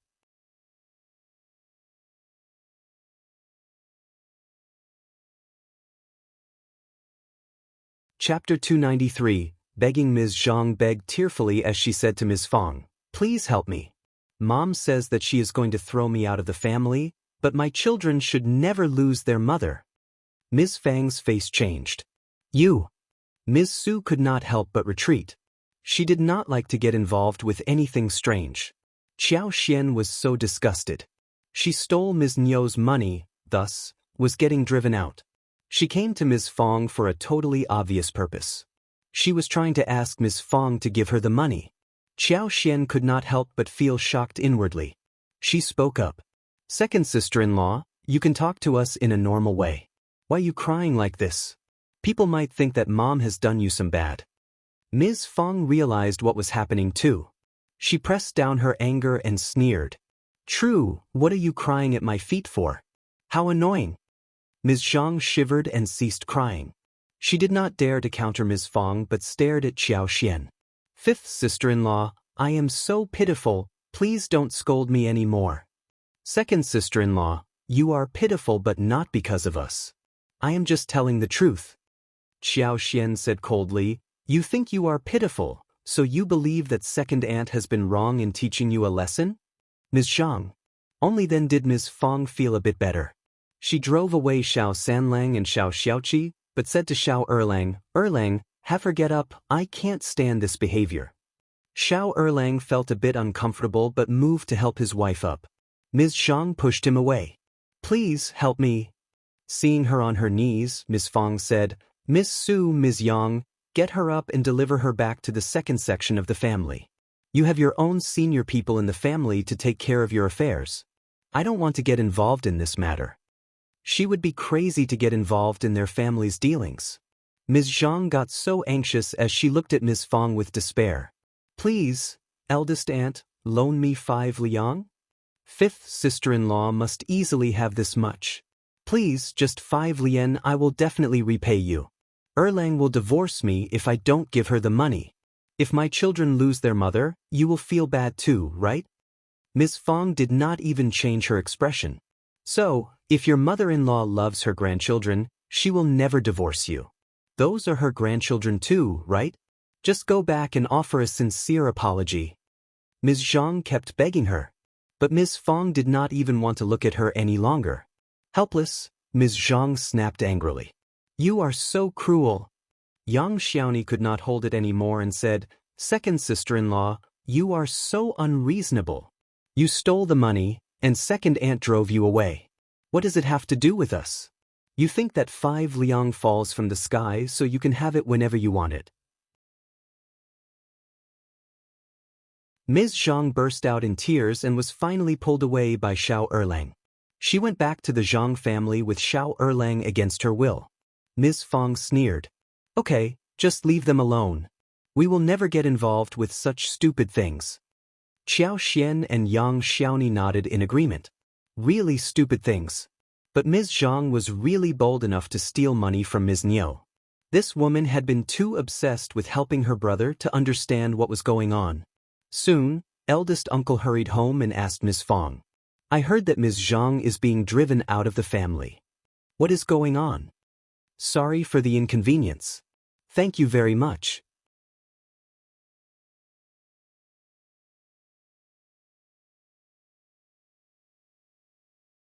Chapter 294. Not interested. Ms. Fong glanced at him and exchanged a few words. But she did not mention that Ms. Zhang had been here. Eldest uncle rubbed his hands. How can a nice family become like this? Poor children, Ms. Zhang is so confused. Ms. Fong laughed. True. Eldest uncle thought of Ms. Zhang's family and was even more confused.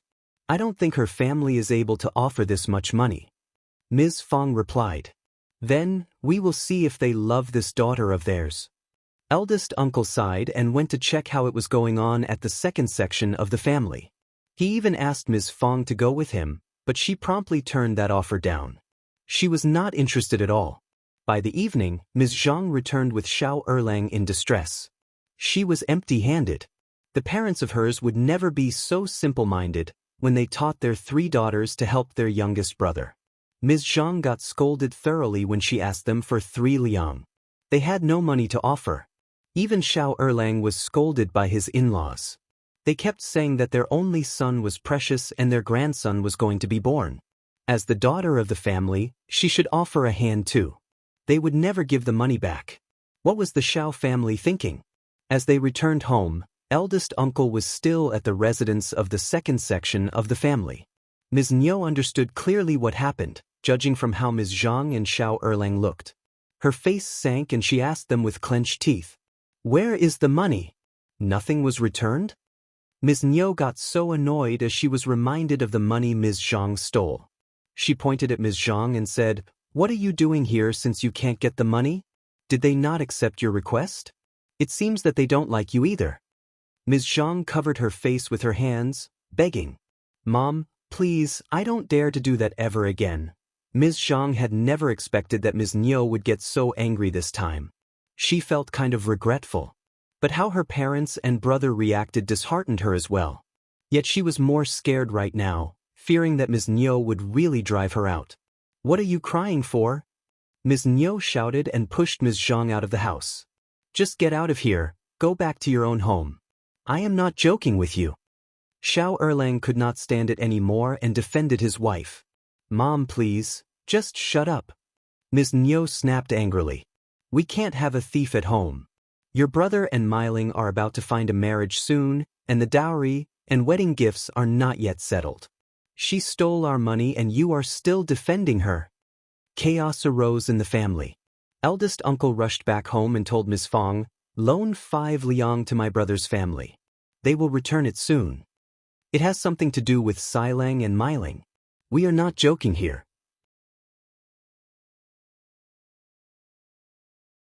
Please loan the money to them. Ms. Niu cursed at Ms. Zhang and Shao Erlang, then she started to cry about how difficult it was to establish the marriage for the 2 children. Second uncle was helping along too. In this way, the eldest uncle got involved. Ms. Fong laughed. Of course, no one is joking. So, did Ms. Zhang not get any money from her family? Eldest uncle frowned. You know pretty well what they are like. Yes. Ms. Fong sneered. The Zhang family are shameless Daoist, and they've deserved to get nothing. We are good people and hence, we are cleaning up for them, is it? Sorry for the inconvenience. Thank you very much.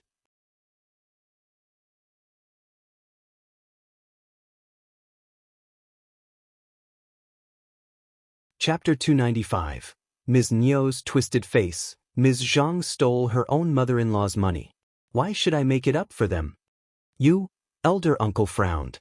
But Xilang and Meiling are innocent, and we should understand what is more important. Ms. Fong had already predicted how her husband would defend his brothers, but she still felt quite heartbroken upon hearing this. He was clueless. He kept saying that he needed to protect his brothers and their families, but none of them respected him as the eldest in the family. Xilang and Meiling were innocent, true, so they should go to those who caused them trouble, not to others. But Ms. Fong was too lazy to explain it properly to her husband. Her husband had no sway in the family because she was the one who made the decisions, not him. Ms. Fong said, I don't have any money. We have nothing?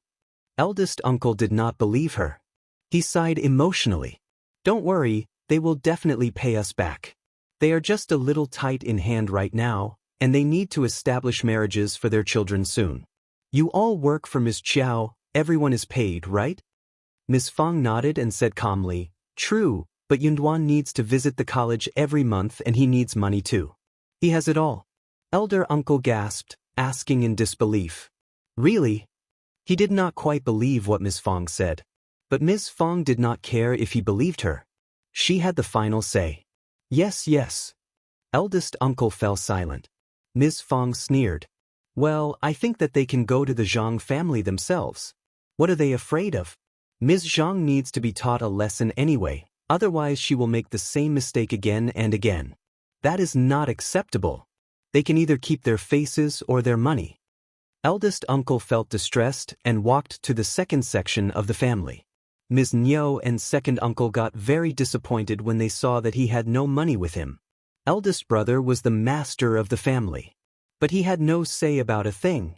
They did not need to bother with him anymore, since he was so weak. Ms. Niu could not stand it anymore and asked, Ms. Xiao has no money either?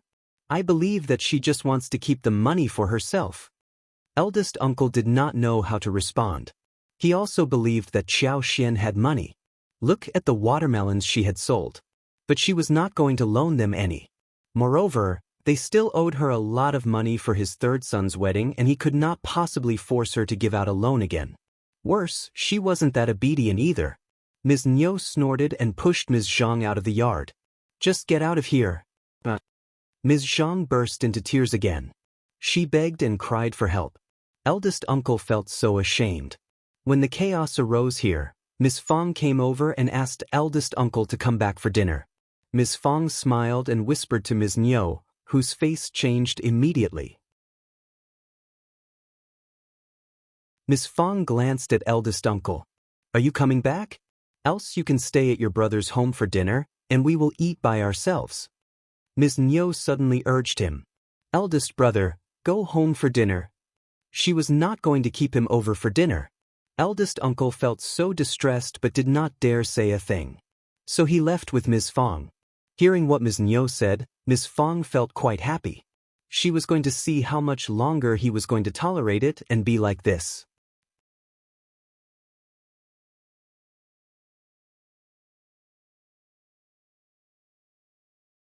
Chapter 296. Saddened Ms. Niu thought for one whole night before deciding to go and get the money back herself.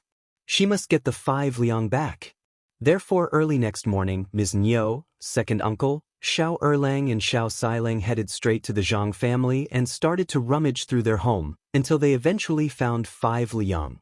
The Zhang family had been living a very rich life after getting so much from the daughters' husbands. The money Ms. Zhang brought home was still untouched. Ms. Niu recognized her money immediately. With money in hands, the second section of the family felt really satisfied. That son of the Zhang family was just a stupid and timid person who retreated and hid in a corner. The old lady and her husband cried, but Ms. Niu sneered. Ms. Zhang stole the money from my room and it is right for me to take it back. Stop crying. One more theft, and Ms. Zhang is out of my family. You should never cause her any more trouble in the future. Feeling proud, Ms. Niu dashed off and left with her family. Ms. Zhang had no idea what they did behind her back. Ms. Niu was really relieved and showed off the money in front of Ms. Zhang as soon as she returned home. Ms. Zhang was shocked. She snapped. How can you do that, Mom? Ms. Niu sneered. I can definitely do it. You stole my money. Also, if you dare to do this one more time, I will go to the Zhang family directly. Pale, Ms. Zhang staggered in distress. She started to cry in sadness. Her mother-in-law was behaving way over the top. What would her brother do? He was going to have a baby soon. Ms. Zhang felt so annoyed. Ms. Niu snorted and felt relieved. She was in a good mood and did not want to pester her anymore. Hearing the whole story, Ms. Fong told her husband. See, that was such a simple thing to do to resolve the matter. Eldest uncle was shocked.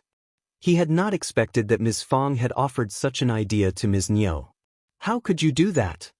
Ms. Fong smiled. Why not? Ms. Zhang steals and your brother and his wife should get back what belongs to them. What is wrong with that? Oh, should I make it up for their sake? Honestly, let me tell you, I am totally fed up with how I have been living with you guys during the past few years. I don't have money, but even if I do, I will not share anything with them in the future. You can move and go live with them if you want to. Our children are all grown up and Qi and Taodao have their brothers and their wives to help when they need a wedding. It doesn't matter if you are here or not. Also, in this way, you can work for your brothers devotedly, and we won't drag you down. That sounds perfect, doesn't it? Ms. Fong had no intention of getting involved with what happened to the second section of the family because it had nothing to do with her. Every family had their own affairs.